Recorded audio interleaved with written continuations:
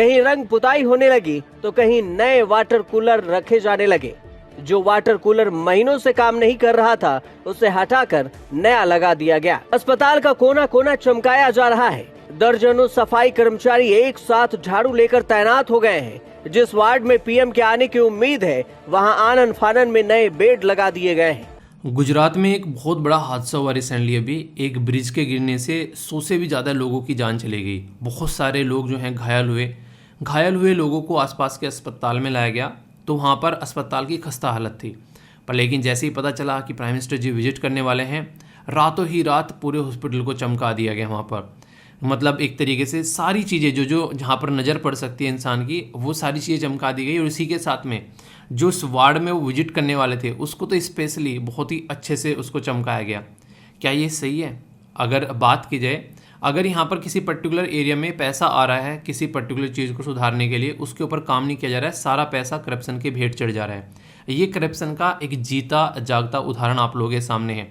Prime minister जी इतने free हैं क्या? अब हर हॉस्पिटल में जाएंगे, हर स्कूल में जाएंगे, जिस हॉस्पिटल में जाएंगे उसका इलाज अच्छा होना स्टार्ट हो जाएगा, जिस स्कूल में जाएंगे उसमें जो है पढ़ाई अच्छी होने स्टार्ट हो जाएगी, उनके जाते ही फिर वही कंडीशन हो जाएगी।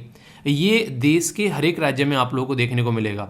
जहाँ प्राइम मिनिस्टर आ रहे हैं, चीफ मिनिस्टर आ रहे हैं या फिर डीएम की विजिट हो रही है, वहाँ आनन फानन में ऐसा लगता है कि बस आज ही उसको फिट बना दे। और जैसे उनकी विजिट खत्म हो जाती है, फिर से 10-15 दिनों के अंदर ही वो खस्ता हालत में आ जाते हैं।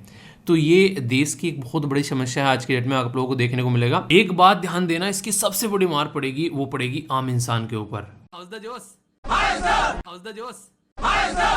पहले तो ये बताओ कि जोश कैसा है, हाई है कि नहीं है? अगर जोश मॉर्निंग में भी हाई नहीं है तो फिर पूरा दिन कैसे लेकर चलोगे मेरे दोस्त? तो जोश जो है मॉर्निंग में तो कम से कम हाई होना चाहिए पूरा।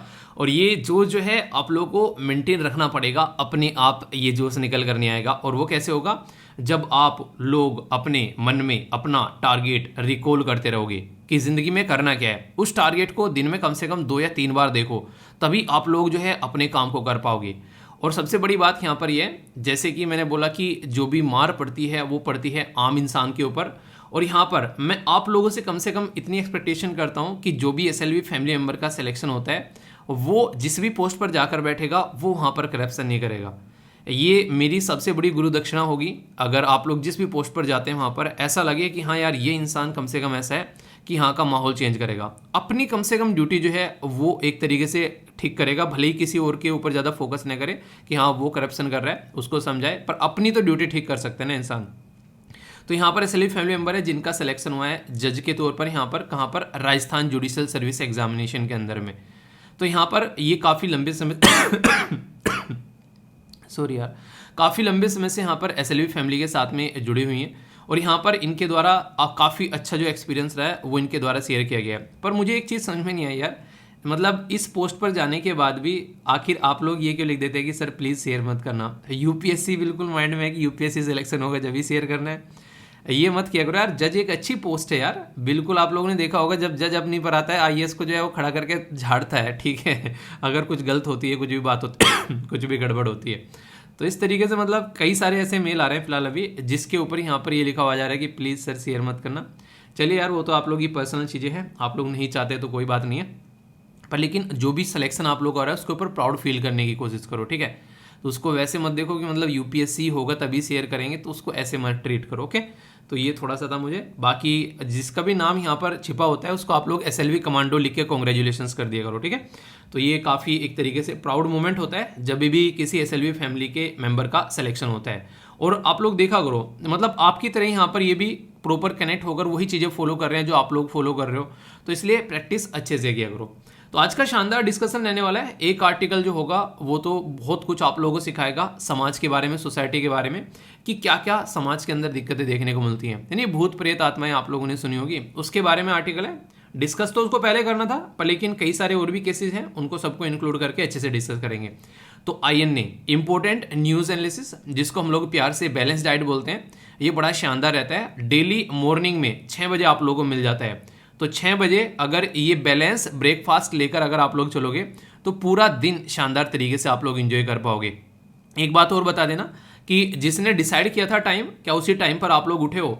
और आज का दिन स्टार्ट करने से पहले क्या आज का प्लान आप लोगों के हाथ में है कि आज का दिन कैसे यूटिलाइज आप लोग करने वाले हो? अगर हाँ, तो नीचे लिखिएगा कमेंट बॉक्स में कि क्या प्लान है आप लोगों का, और अगर ना तो ये वीडियो कंप्लीट होते ही मुझे आप लोगों का प्लान चाहिए, उस प्लान को सिस्टमेटिक वे में आप लोगों को इंप्लीमेंट करना है। जैसे SLV फैमिली मेंबर है, इनके द्वारा आंसर दिए गए काफ़ी डिटेल में, कल की वीडियो के नीचे मैंने पिन कर दिया है। आंसर के जस्ट ऊपर जो है इन्होंने अपना पूरा प्लान दे रखा है कि पूरे दिन ये क्या करने वाले हैं, ठीक है। तो इस तरीके से आप जो है डेली रेगुलर अगर एक बार ये डिसाइड कर लेते हैं कि आज का शेड्यूल क्या है, तो आप लोग की इफिशिएंसी जो है वो अपने आप बढ़ जाती है। दिमाग जो है ना यार, वो बिना पैंदी का लोटा है, अगर आप लोग उसको क्लैरिटी नहीं दोगे तो वो ढंग से काम नहीं करेगा। अगर आप लोग उसको सोचोगे कि हाँ ठीक है यार कर लेंगे किसी भी चीज़ के बारे में आप लोग ऐसे सोचोगे, तो एक बात बता दो आप लोगों को, वो हमेशा अगर 2 ऑप्शन आप लोगों के पास में होंगे ना, आप लोग उसको 2 ऑप्शन दोगे कि सुबह जल्दी उठना है चलो और 5-10 मिनट सो ले, तो आप लोगों को 99.9% देखने को मिलेगा वो ये सेकंड वाला ऑप्शन चूज करेगा कि 5-10% और सो ले। आप लोगों को अभी पढ़ना है या फिर थोड़ी देर में पढ़ना है 1-1.5 घंटे बाद में, तो हमेशा आप लोगों को जो 1-1.5 घंटे बाद में पढ़ने वाला ऑप्शन है ना वो चूज करेगा, क्योंकि उसमें उसको डेली एक तरीके से कंफर्ट जोन मिला रहता है, जिसकी वजह से वो ये काम करते हैं। कोई भी काम देख लो, एक्सरसाइज करने के लिए पहले तो मना करेगा पूरा कि आज रहने देते हैं यार, मतलब 100 बहाने आप लोगों के सामने रख देगा लाकर कि अच्छा ठंड होने लगी है, अच्छा आज ना मतलब शरीर भारी भारी सा लग रहा है यार, थोड़ा सा लेट हो गया हूँ अब तो एक्सरसाइज स्किप कर देते हैं। ये सारी बातें आप लोगों का दिमाग करता है आप लोगों के साथ में, समझ रहे हैं। इससे ज़्यादा खतरनाक चीज़ नहीं आप लोगों की ज़िंदगी में कुछ भी। ये हर एक इंसान अगर अपने दिमाग के साथ में थर्ड पर्सन की तरीके से देखो आप लोग, तो आप लोग इस तरीके से समझोगे कि आप लोगों के साथ में वो खेल रहा होता है, ठीक है। कई बार मेरे साथ में भी ऐसा होता है, मैं बड़ा बेवकूफ़ बनाता हूँ उसको, मतलब ऐसे देखो कि थर्ड पर्सन बात कर रहा है, कह रहा है कि चलो यार उठ जाओ अपना लेक्चर तैयार करना है, मैंने 5 मिनट और सो ले, मैंने कहा लेक्चर बना ले पहले 5 मिनट बाद में सो लेंगे, ठीक है। उसके बाद में तुरंत एक्टिव, मतलब थोड़ी देर वो आप लोगों को पुश करेगा, और जैसे ही आप लोगों ने उसके साथ में खेलना स्टार्ट कर दिया और वो आप लोगों को समझने लगेगा कि ये इंसान मेरी नहीं मानेगा, और फिर देखो कितना मजा आता है। तो कोशिश करो डेली रेगुलर अपना शेड्यूल बनाओ, और कौन रेगुलर डेली थोड़ा सा गुनगुना पानी पी लिया करो उठते, ताकि शानदार तरीके से आप लोग का जो एक तरीके से पेट क्लीन हो जाए। माना यह जाता है कि जैसे आप लोग सोकर उठते हैं ना, उसके लगभग 15 से 20 या फिर 25 मिनट के अंदर अंदर जो है आप लोग फ्रेश हो जाने चाहिए। यानी कि अगर आप लोग जो है एक हेल्दी बॉडी है आप लोगों की, तो ये पैटर्न आप लोगों को देखने को मिलेगा। उठते ही पहले गुनगुना पानी पिए, थोड़ा सा टहले हल्का फुल्का सा अपने रूम के अंदर ही, और 5-7 मिनट के अंदर ही आप लोग फ्रेश हो जाने चाहिए। तो अगर ये पैटर्न आप लोगों का चल रहा है तो आप लोगों का पेट सही है, अगर ये नहीं चल रहा है तो आप लोगों के पेट में कोई ना कोई जरूर गड़बड़ देखने को मिल रही है। तो कोशिश करो उसके ऊपर ध्यान दो, क्योंकि पेट की बीमारियां जो है वो काफ़ी खतरनाक होती हैं, वो सारी बॉडी के ऊपर इंपैक्ट डालती हैं। तो अपने पेट को अच्छा रखो, और उसके लिए कोशिश करो कि कुछ ऐसी चीज़ें खाओ, बाहर की चीज़ें ना खाओ, तली भुनी वगैरह चीज़ें जो कई बार खा लेते हैं। दलिया एक ऐसा अच्छा सोर्स है जिसमें ओट्स वगैरह आप लोग यूज़ कर सकते हो, मेरा तो फेवरेट रहता है, एवरग्रीन रहता है, मैं उसमें कई सारे आइटम डाल के बनाता हूँ। पेट हमेशा आप लोगों का एक तरीके से A1 रहेगा, तो पेट अच्छा रहेगा तो अच्छा फील करोगे। अगर फ्रेश नहीं होता इंसान मॉर्निंग में, तो पूरे दिन वो जो है दिन कैसे यूटिलाइज करेगा, पूरा दिन एक तरीके से अच्छे से कर ही नहीं पाएगा काम अपना। और अगर बिना फ्रेश हुए एक्सरसाइज करेगा तो फिर दिक्कत वैसे देखने को मिलती है। तो इसलिए हमेशा अपनी बॉडी के ऊपर ध्यान देना सीखो, ठीक है। तो कौन कौन प्रॉपर में पानी वानी पी के फ्रेश वेश होके अच्छे से बैठा है आगे पढ़ाई के तरीके से, तो बताना जरूर।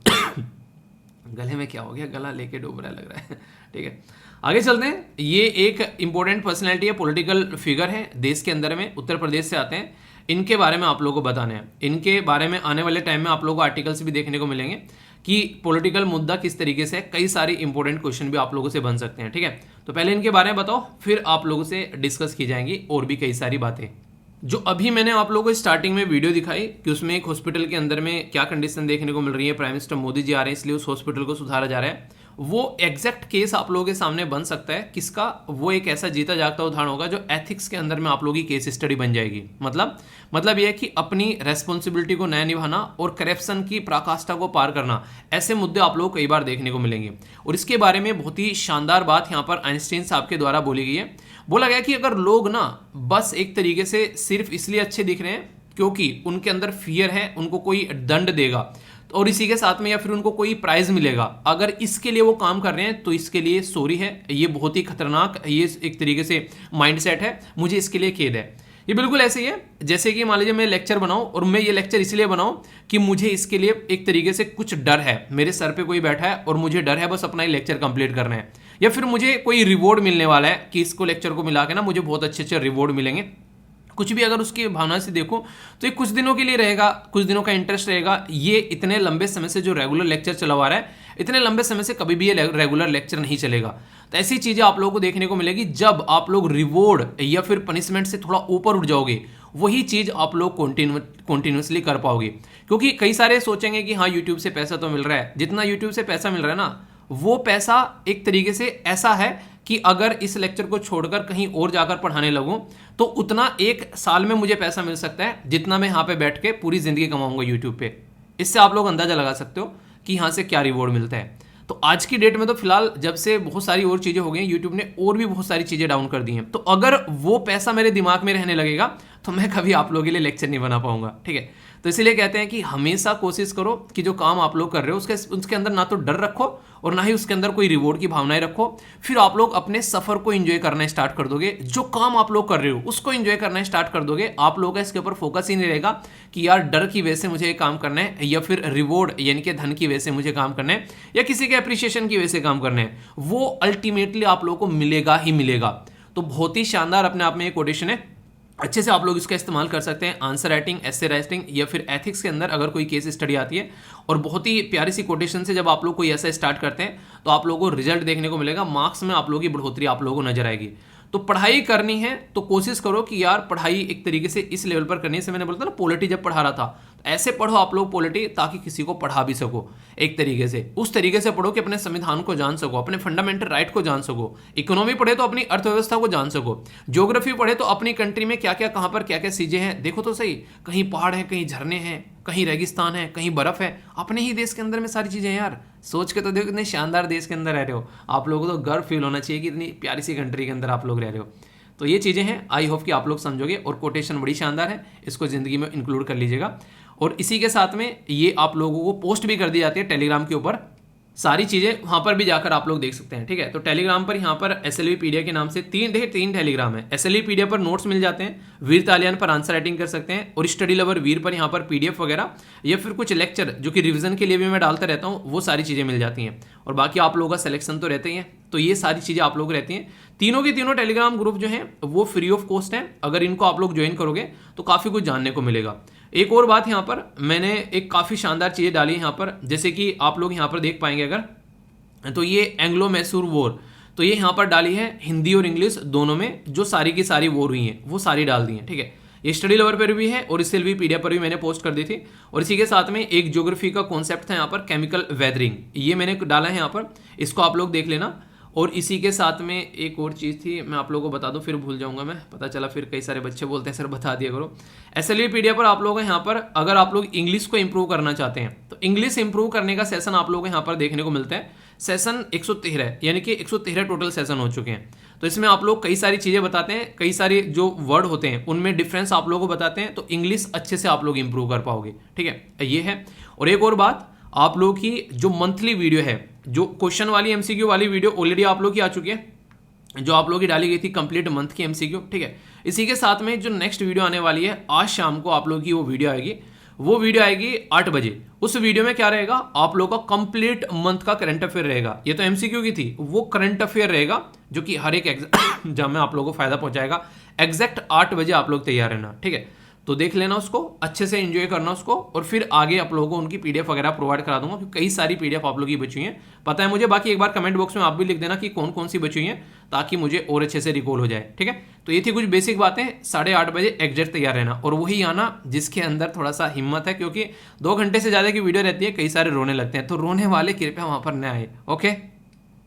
वीडियो आप लोगों को जैसी भी लगती है, अच्छी या बुरी, फीडबैक अपना जरूर दे दिया करो। 1 सेकंड लगती है, लाइक या डिसलाइक कर आप लोग बता सकते हैं, कमेंट या शेयर कर, वरना फिर क्या करते हैं, वीडियो फिर ऐसे ही डाउन हो जाती है जैसे परसों हो गई थी, ठीक है। तो फीडबैक देते रहा करो, जैसे भी आप लोगों को वीडियो लगती है, यूट्यूब को पता चलता रहता है उससे, ओके।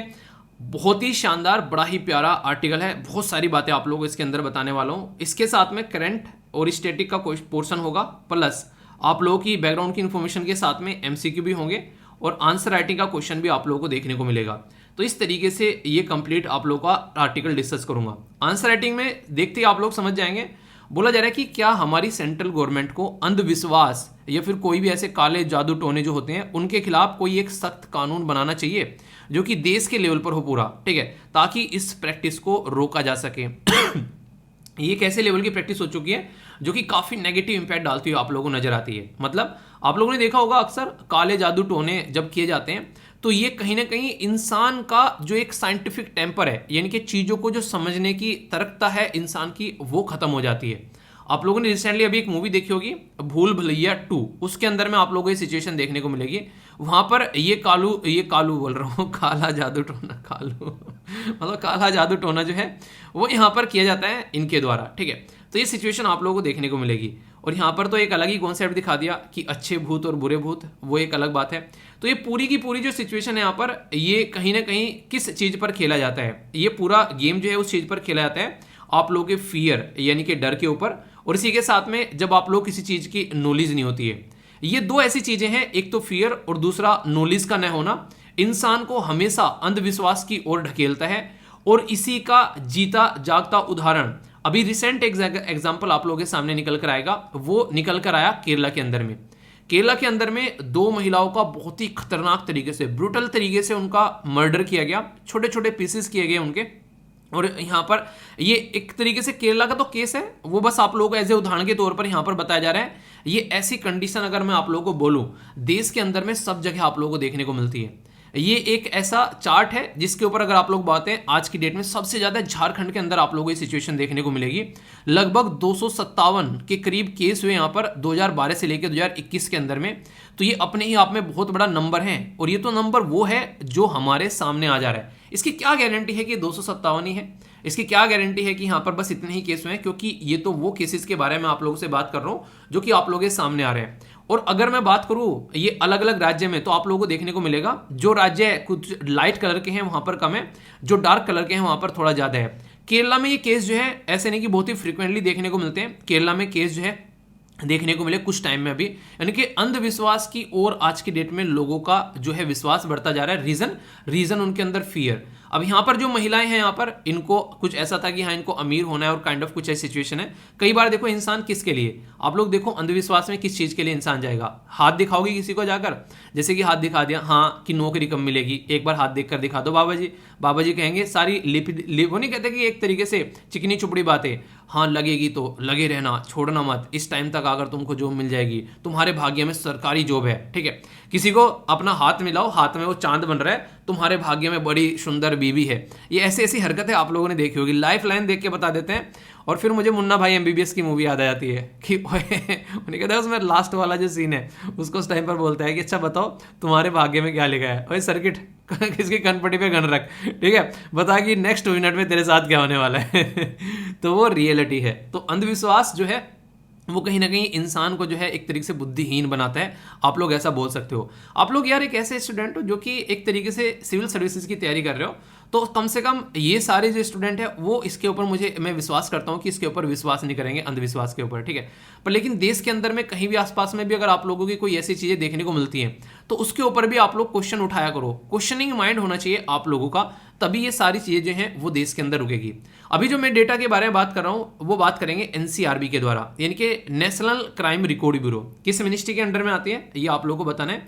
NCRB के डेटा के हिसाब से माने तो 2021 के अंदर में टोटल मिलाकर 68 ऐसी जो किलिंग्स हुई, यानी कि लोगों की जान गई यहाँ पर अकेले यहाँ पर NCRB के द्वारा 2021 का डेटा यहाँ पर दिया गया है, ठीक है। तो यहाँ पर एक तरीके से 6 तो मौत ऐसी थी जिनको मानव बलि के तरीके से दिया गया। उन्हें कहते हैं कि मानव बलि मांग रही है यहाँ पर, ये इस तरीके की कंडीशन देखने को मिलती है।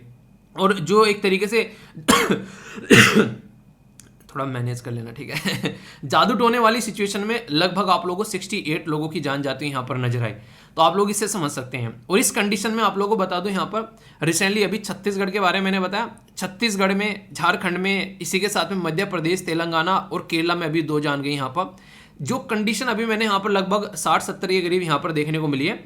2020 में ये चीज़ें जो हैं वो थोड़ी सी बढ़ गई थी, 88 के करीब तो जो लोगों की डेथ हुई थी वो यहाँ पर जादू टोने की वजह से, और 11 के करीब लोगों की जो जान गई थी वो गई थी किसकी वजह से, ह्यूमन सेक्रीफाइस, यानी कि इंसानों की बलि देना।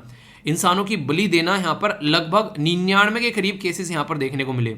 रीजन 2020 कोविड-19 बहुत ज़्यादा हद पर चढ़ गया था और लोगों के अंदर फियर था कि ज़िंदगी में पता नहीं क्या होने वाला है। तो जिस टाइम पर लोगों के अंदर डर बढ़ना स्टार्ट हो जाता है तो उस टाइम पर आप लोगों को देखने को मिलेगा फियर जो है उसकी पराकाष्ठा बढ़नी स्टार्ट हुई। तो इस तरीके की हरकतें सोसाइटी में, समाज में होनी स्टार्ट हो जाती है।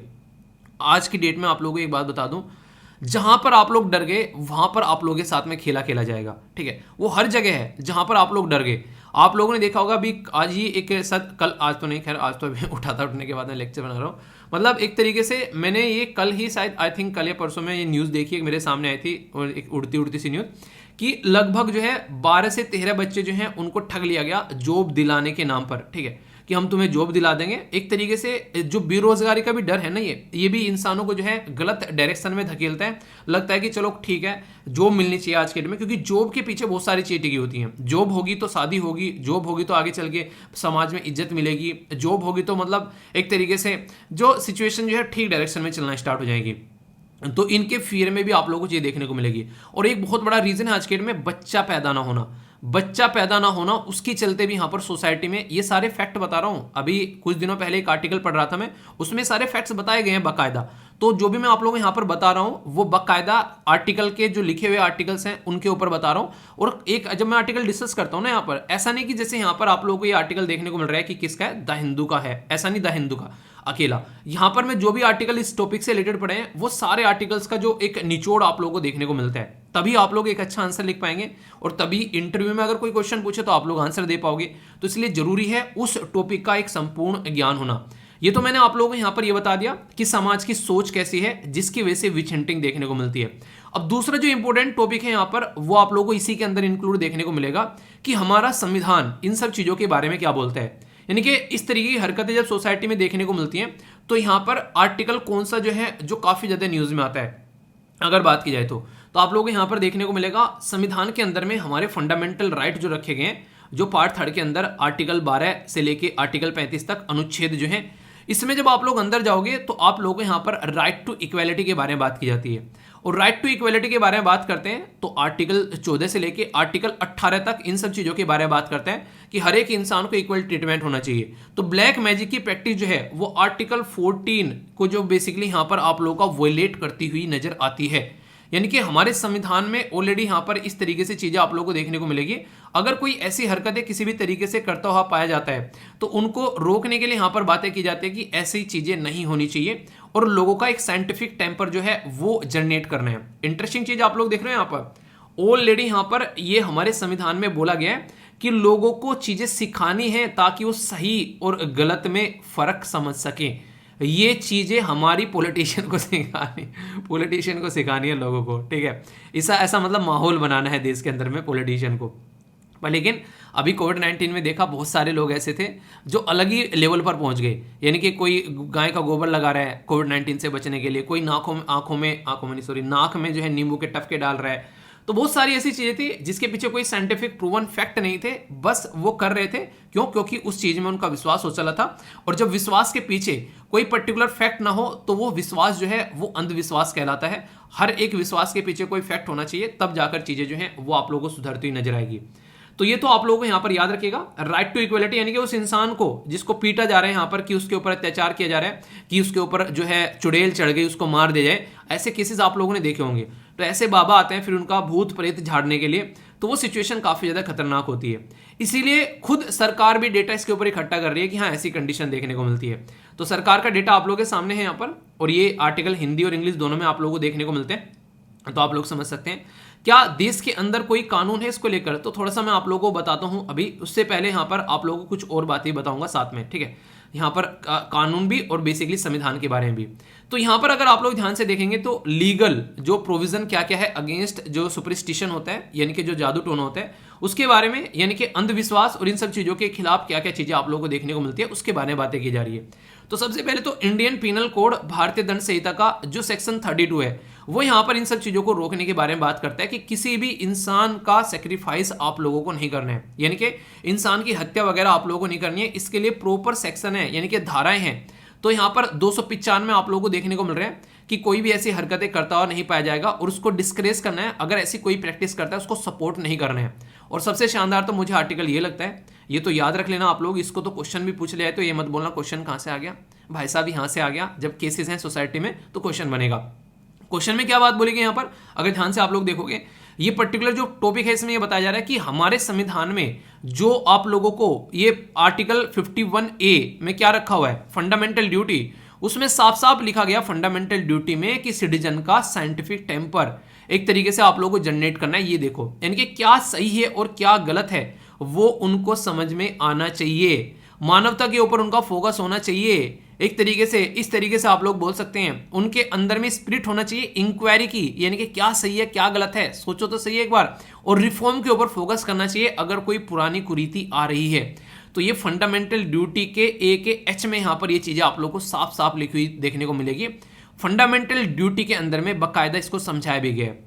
इसके लिए अगर बात करें drugs and magic remedies act है 1954 का, जो कि इसको टैकल करने के बारे में बात करता है। इंपैक्ट जो भी जो इस तरीके की जो सुपरस्टिशन जो भी होती है यहाँ पर एक्टिविटीज देश के अंदर में जहां पर प्रिवेल हो रही हैं, तो उसको किस तरीके से रोका जाए, उसके प्रभाव से कैसे निपटा जाए, इसके लिए कानून है देश के अंदर में।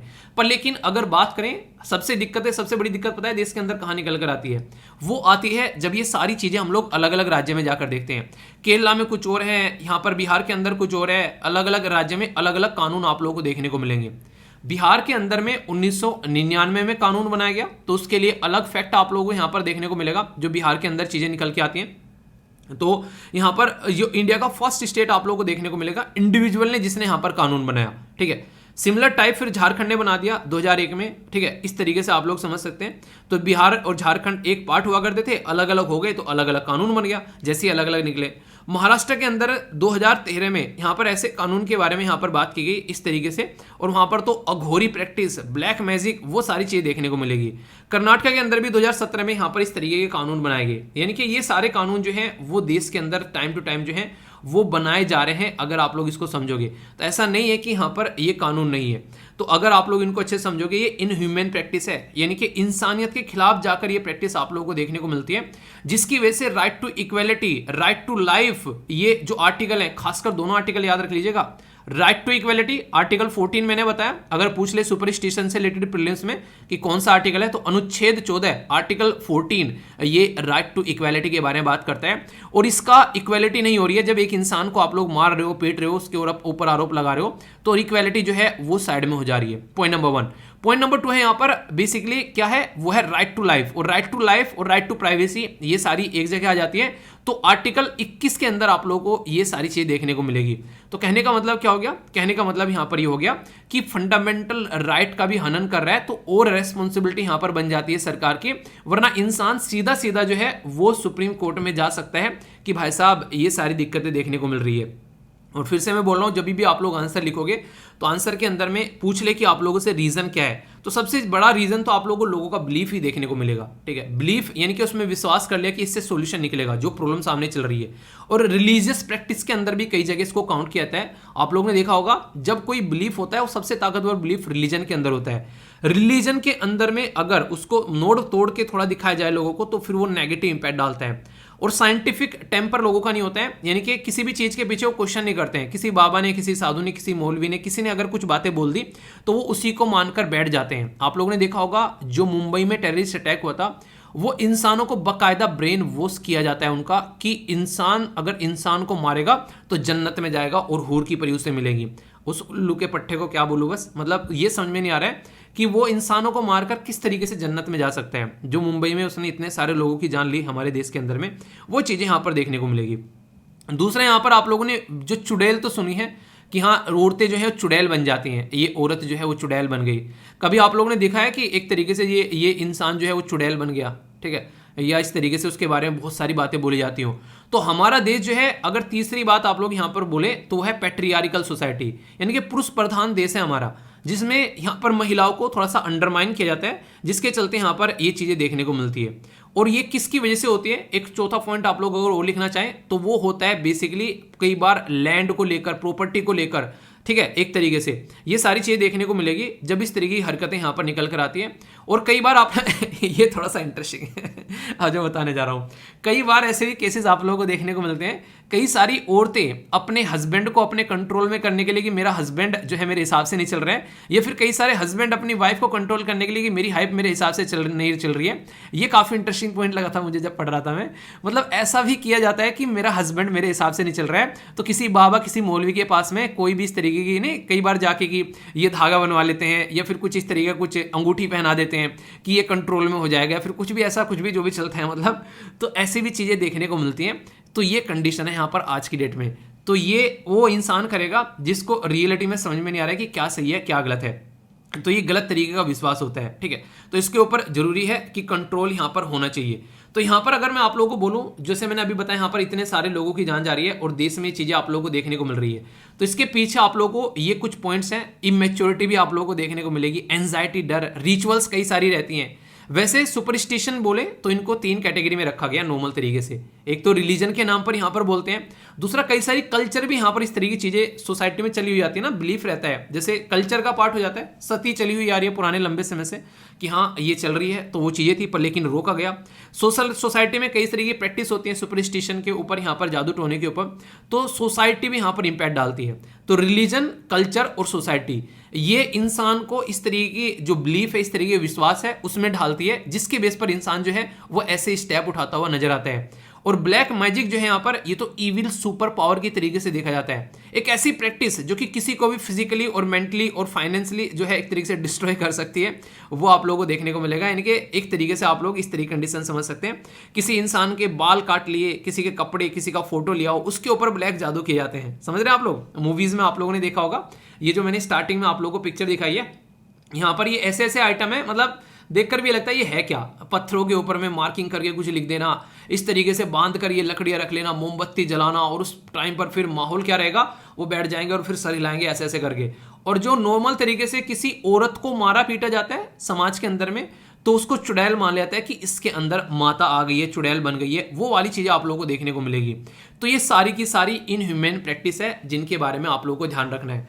कल को अगर इसके बारे में कोई क्वेश्चन पूछे तो आप लोगों को यहाँ पर समझना पड़ेगा कि क्या सही है और क्या गलत है, ठीक है।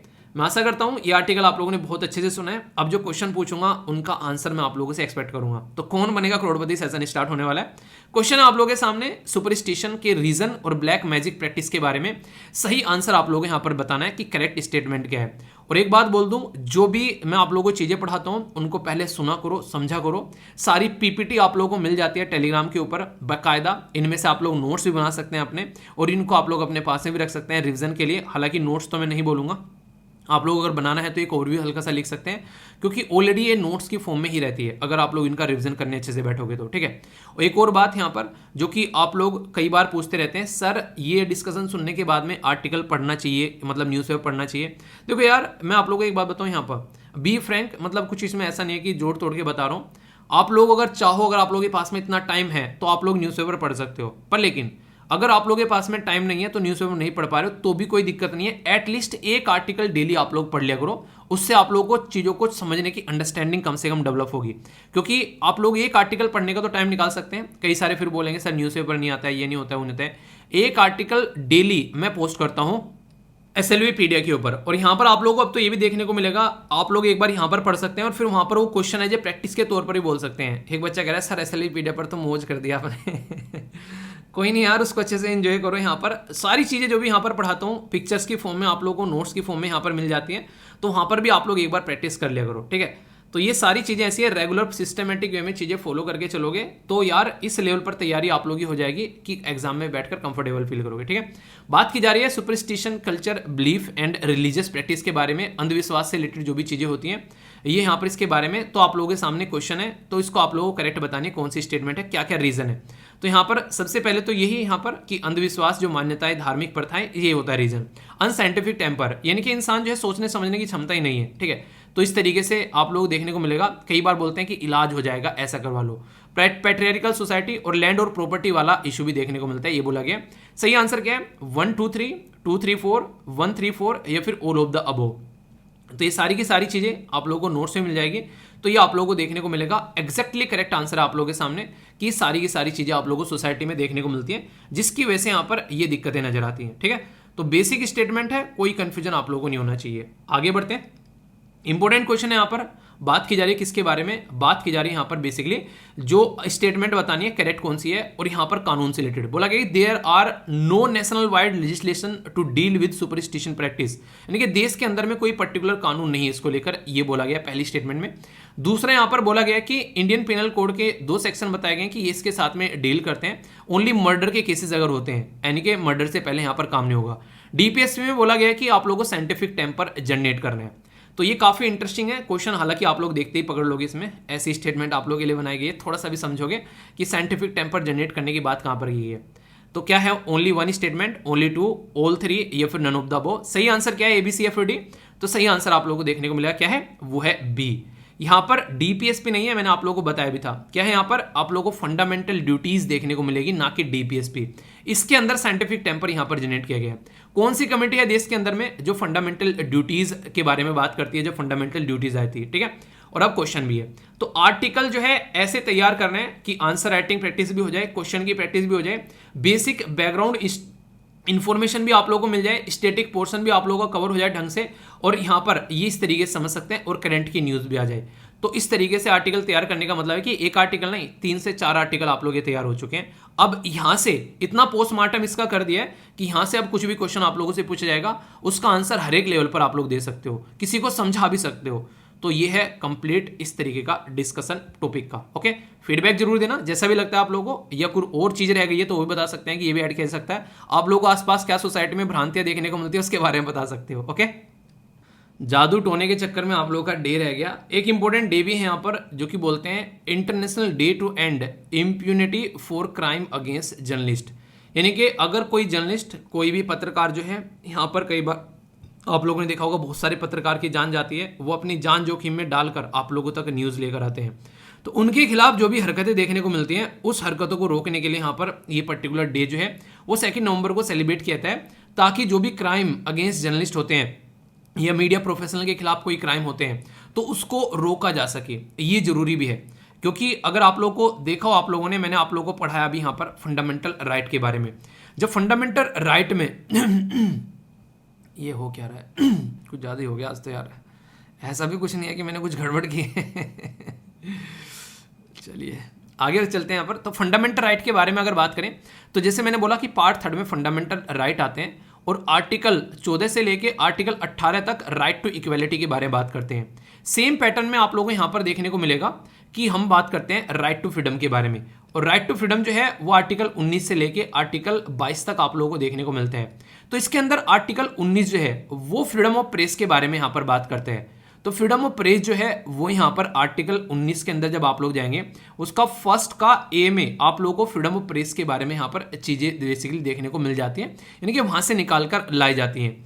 तो right to freedom of speech and expression, तो वैसे तो लिखा हुआ ये है, पर लेकिन उसके अंदर freedom of speech and expression कैसे होगा, या तो कोई बोल कर करेगा या फिर कोई लिख कर करेगा, ठीक है, अपने एक्सप्रेशन कैसे देगा वो, तो ये यहाँ पर इसके अंदर लिखा हुआ है। तो हमारा फंडामेंटल राइट भी यहाँ पर आ जाता है जब हम लोग फ्रीडम ऑफ प्रेस के बारे में बात करते हैं, अपनी जो एक तरीके से एक्सप्रेशन के बारे में बात करते हैं, या फिर हम लोग अपने व्यापार के बारे में बातें करते हैं। तो ये डे जो है इनके जब भी आप लोग देखा करो, उसका बेसिक थ्योरी क्या है उसके पीछे वो आप लोगों को पता होना चाहिए, तो और अच्छे से आप लोग चीजों को आगे लेकर चल पाओगे, ठीक है। तो इंपॉर्टेंट है, याद रखिएगा। नेक्स्ट जो आर्टिकल है यहाँ पर, उत्तर प्रदेश के जो चीफ मिनिस्टर हैं वो है आदित्यनाथ योगी जी, ठीक है, मतलब योगी जी हैं, ओके तो योगी जी के द्वारा यहाँ पर अभी 20,000 करोड़ का इन्वेस्टमेंट करके डेटा स्टोरेज कैपेसिटी के बारे में बात की जा रही है। यानी कि आज के लिए सबसे इंपॉर्टेंट जो मुद्दा है हमारे देश में, अगर आप लोग समझोगे, जो आरबीआई के द्वारा भी उठाया गया था यहाँ पर डेटा लोकलाइजेशन के बारे में। आप लोगों को पता है ये जो लेक्चर मैं यूट्यूब के ऊपर अपलोड करता हूँ, ये जो लेक्चर रहता है इसका जो साइज रहता है वो लगभग आप लोगों को मतलब एक तरीके से 2 GB तक, और लगभग 1.5 से 2 GB तक आप लोगों को देखने को मिलता है। 1.5 से 2 GB का जो यहाँ पर डेटा आप लोग अपलोड करके देखना कितना ज़्यादा टाइम लगेगा। तो उसके लिए एक प्रॉपर इंटरनेट होता है, तो प्रॉपर इंटरनेट जो होता है वो उसको अपलोड करता है। तो ये जो इंटरनेट के थ्रू अपलोड होता है, तो आप लोगों को ये पता होना चाहिए कि एक तो मेरे पास में सारे लेक्चर रखे हुए हैं, मैंने अपने पास में हार्ड डिस्क में रख रखे हैं। दूसरा यहाँ पर ये जो लेक्चर जो अपलोड किए जा रहे हैं, ये लेक्चर जो है कहीं ना कहीं स्टोर हो रहे हैं जाकर यूट्यूब के ऊपर। क्यों? क्योंकि अगर आप लोग वीडियो को उठाकर देखोगे, जब मैंने फर्स्ट लेक्चर अपलोड किया था बेसिकली यूट्यूब के ऊपर 28 नवंबर को, 28 नवंबर को 2016 में मैंने पहला लेक्चर यूट्यूब के ऊपर अपलोड किया था। वो लेक्चर भी आज भी आप लोगों को यूट्यूब पर देखने के लिए मिल जाएगा, उसको जाकर देख सकते हैं। अगर किसी को देखना हो तो यहाँ पर एक तरीके से ना कि एक जब कोई चीज़ स्टार्ट करते हैं तो इंसान कितना सहमा रहता है, तो वो आर्टिकल आप लोग देख सकते हैं, जाकर सर्च कर लेना 28 नवंबर 2016 the Hindu newspaper analysis by Veer, ठीक है, आप लोगों को समझ में आ जाएगा। तो उसमें देखना आप लोग जाकर। तो वो लेक्चर भी आज की डेट में यूट्यूब पर अवेलेबल है। यानी कि फर्स्ट लेक्चर जो मैंने यूट्यूब पर लिया था 2016 में जब पढ़ाना स्टार्ट किया था, तब भी कोई लेक्चर अपलोड किया तो वो आज अवेलेबल है। तो इसका मतलब वो कहीं ना कहीं स्टोर हो रखा है ना, जब भी आप लोग उसको चलाते हो निकल कर आ जाता है। तो बहुत बड़ी बड़ी इस तरीके से हार्ड डिस्क रखी जाती हैं जिसके अंदर इनको स्टोर किया जाता है। हमारे देश के अंदर भी ऐसा एक पर्टिकुलर सेंटर अभी उत्तर प्रदेश के अंदर बहुत ही शानदार तरीके से इसको डेवलप किया जा रहा है, ग्रेटर नोएडा के अंदर में। ये पूरा सिस्टम यहाँ पर आप लोगों के सामने है। यानी कि ये सारी चीज़ें कहीं पर रखी जा रही हैं यहाँ पर, क्योंकि अगर आप लोग इनको यूज़ करोगे फ्यूचर में, फेसबुक पर फोटो अपलोड करते हो कहीं तो पड़ा रहेगा, इंस्टाग्राम पर जो भी जैसे फोटो अपलोड की मैंने अभी, ठीक है, तो वहाँ पर जो फोटो अपलोड की वो वाली भी, और जो पहली फोटो अपलोड की थी वो वाली भी आप लोगों को वहाँ पर देखने को मिल जाएगी। फेसबुक पर कभी पोस्ट की थी, हालांकि फेसबुक बड़ा खतरनाक है इस मामले में भाई साहब, वो तो मेरी समझ में आज तक नहीं आ रहा है। रिस्ट्रिक्शन लगा के रखता है प्रोफाइल पे, पुरानी जो चीज़ें रहती हैं उनको डिलीट करता रहता है। ये फेसबुक की बड़ी घटिया हरकतें हैं। मतलब फेसबुक आज के डेट में सबसे, मतलब क्या ही बोलूँ, बस घटिया प्लेटफॉर्म लग रहा है मुझे एक तरीके से। अगर देखा जाए जनता के पॉइंट, अगर उसको पैसे देते रहो ना तो वो सही काम करता है। मतलब उसको पैसे खिलाते रहो फेसबुक को तो वो तुम्हारे काम अच्छे करता रहेगा।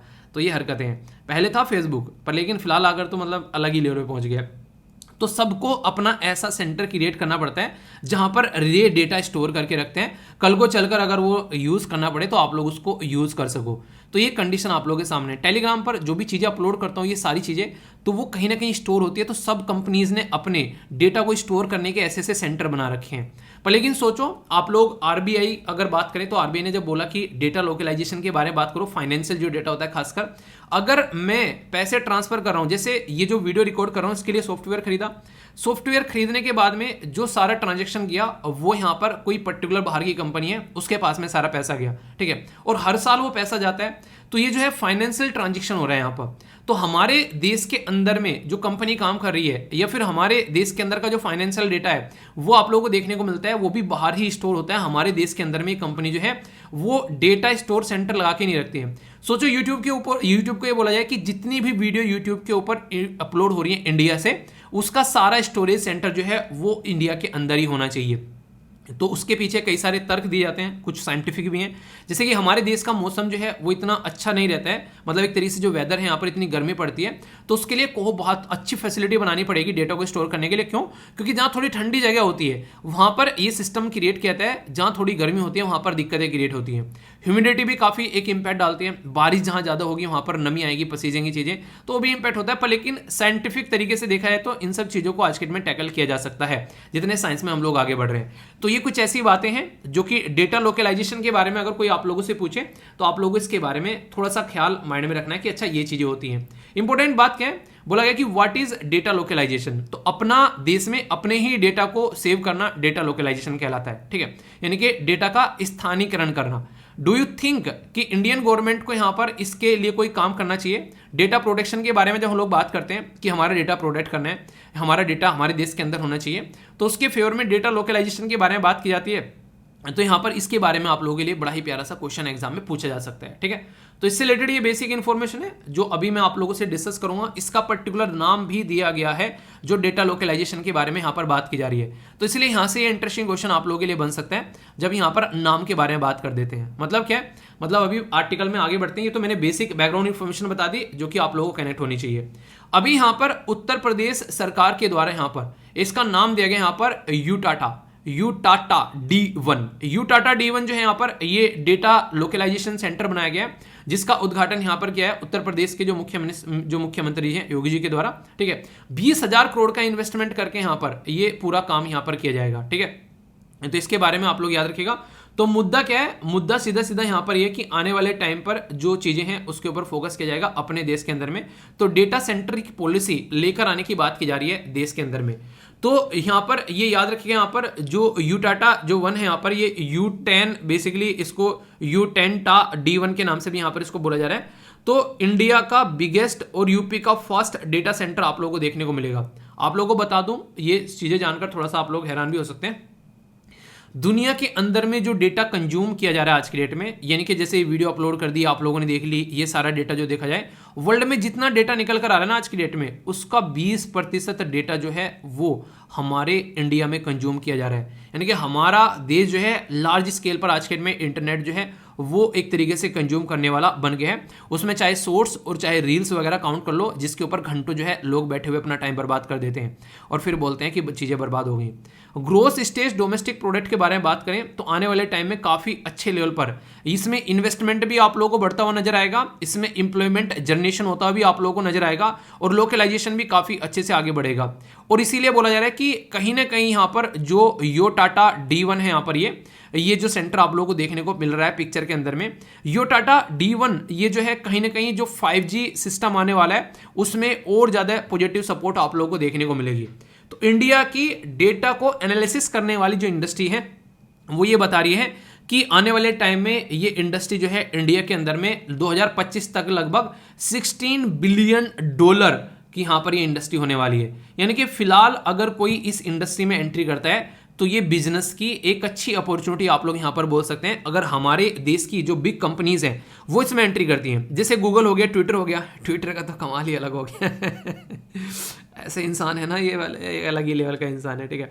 तो गूगल हो गया, ट्विटर हो गया, तो यहाँ पर ये सारा अपना डेटा जो है अपने देश में स्टोर करके रखते हैं। पर हमारे देश में अगर इससे कू ऐप हो गया, ठीक है, इसी के साथ में बहुत सारे और भी जो लोकल कंपनी है, मान लीजिए टाटा काम कर रही है, HCL काम कर रही है, HP काम कर रही है, ये अगर कोई ऐसे काम करने लगे यहाँ पर तो अपना खुद का लोकल डेटा सेंटर यहाँ पर होना चाहिए, उसके ऊपर इन कंपनी को आगे काम करना चाहिए।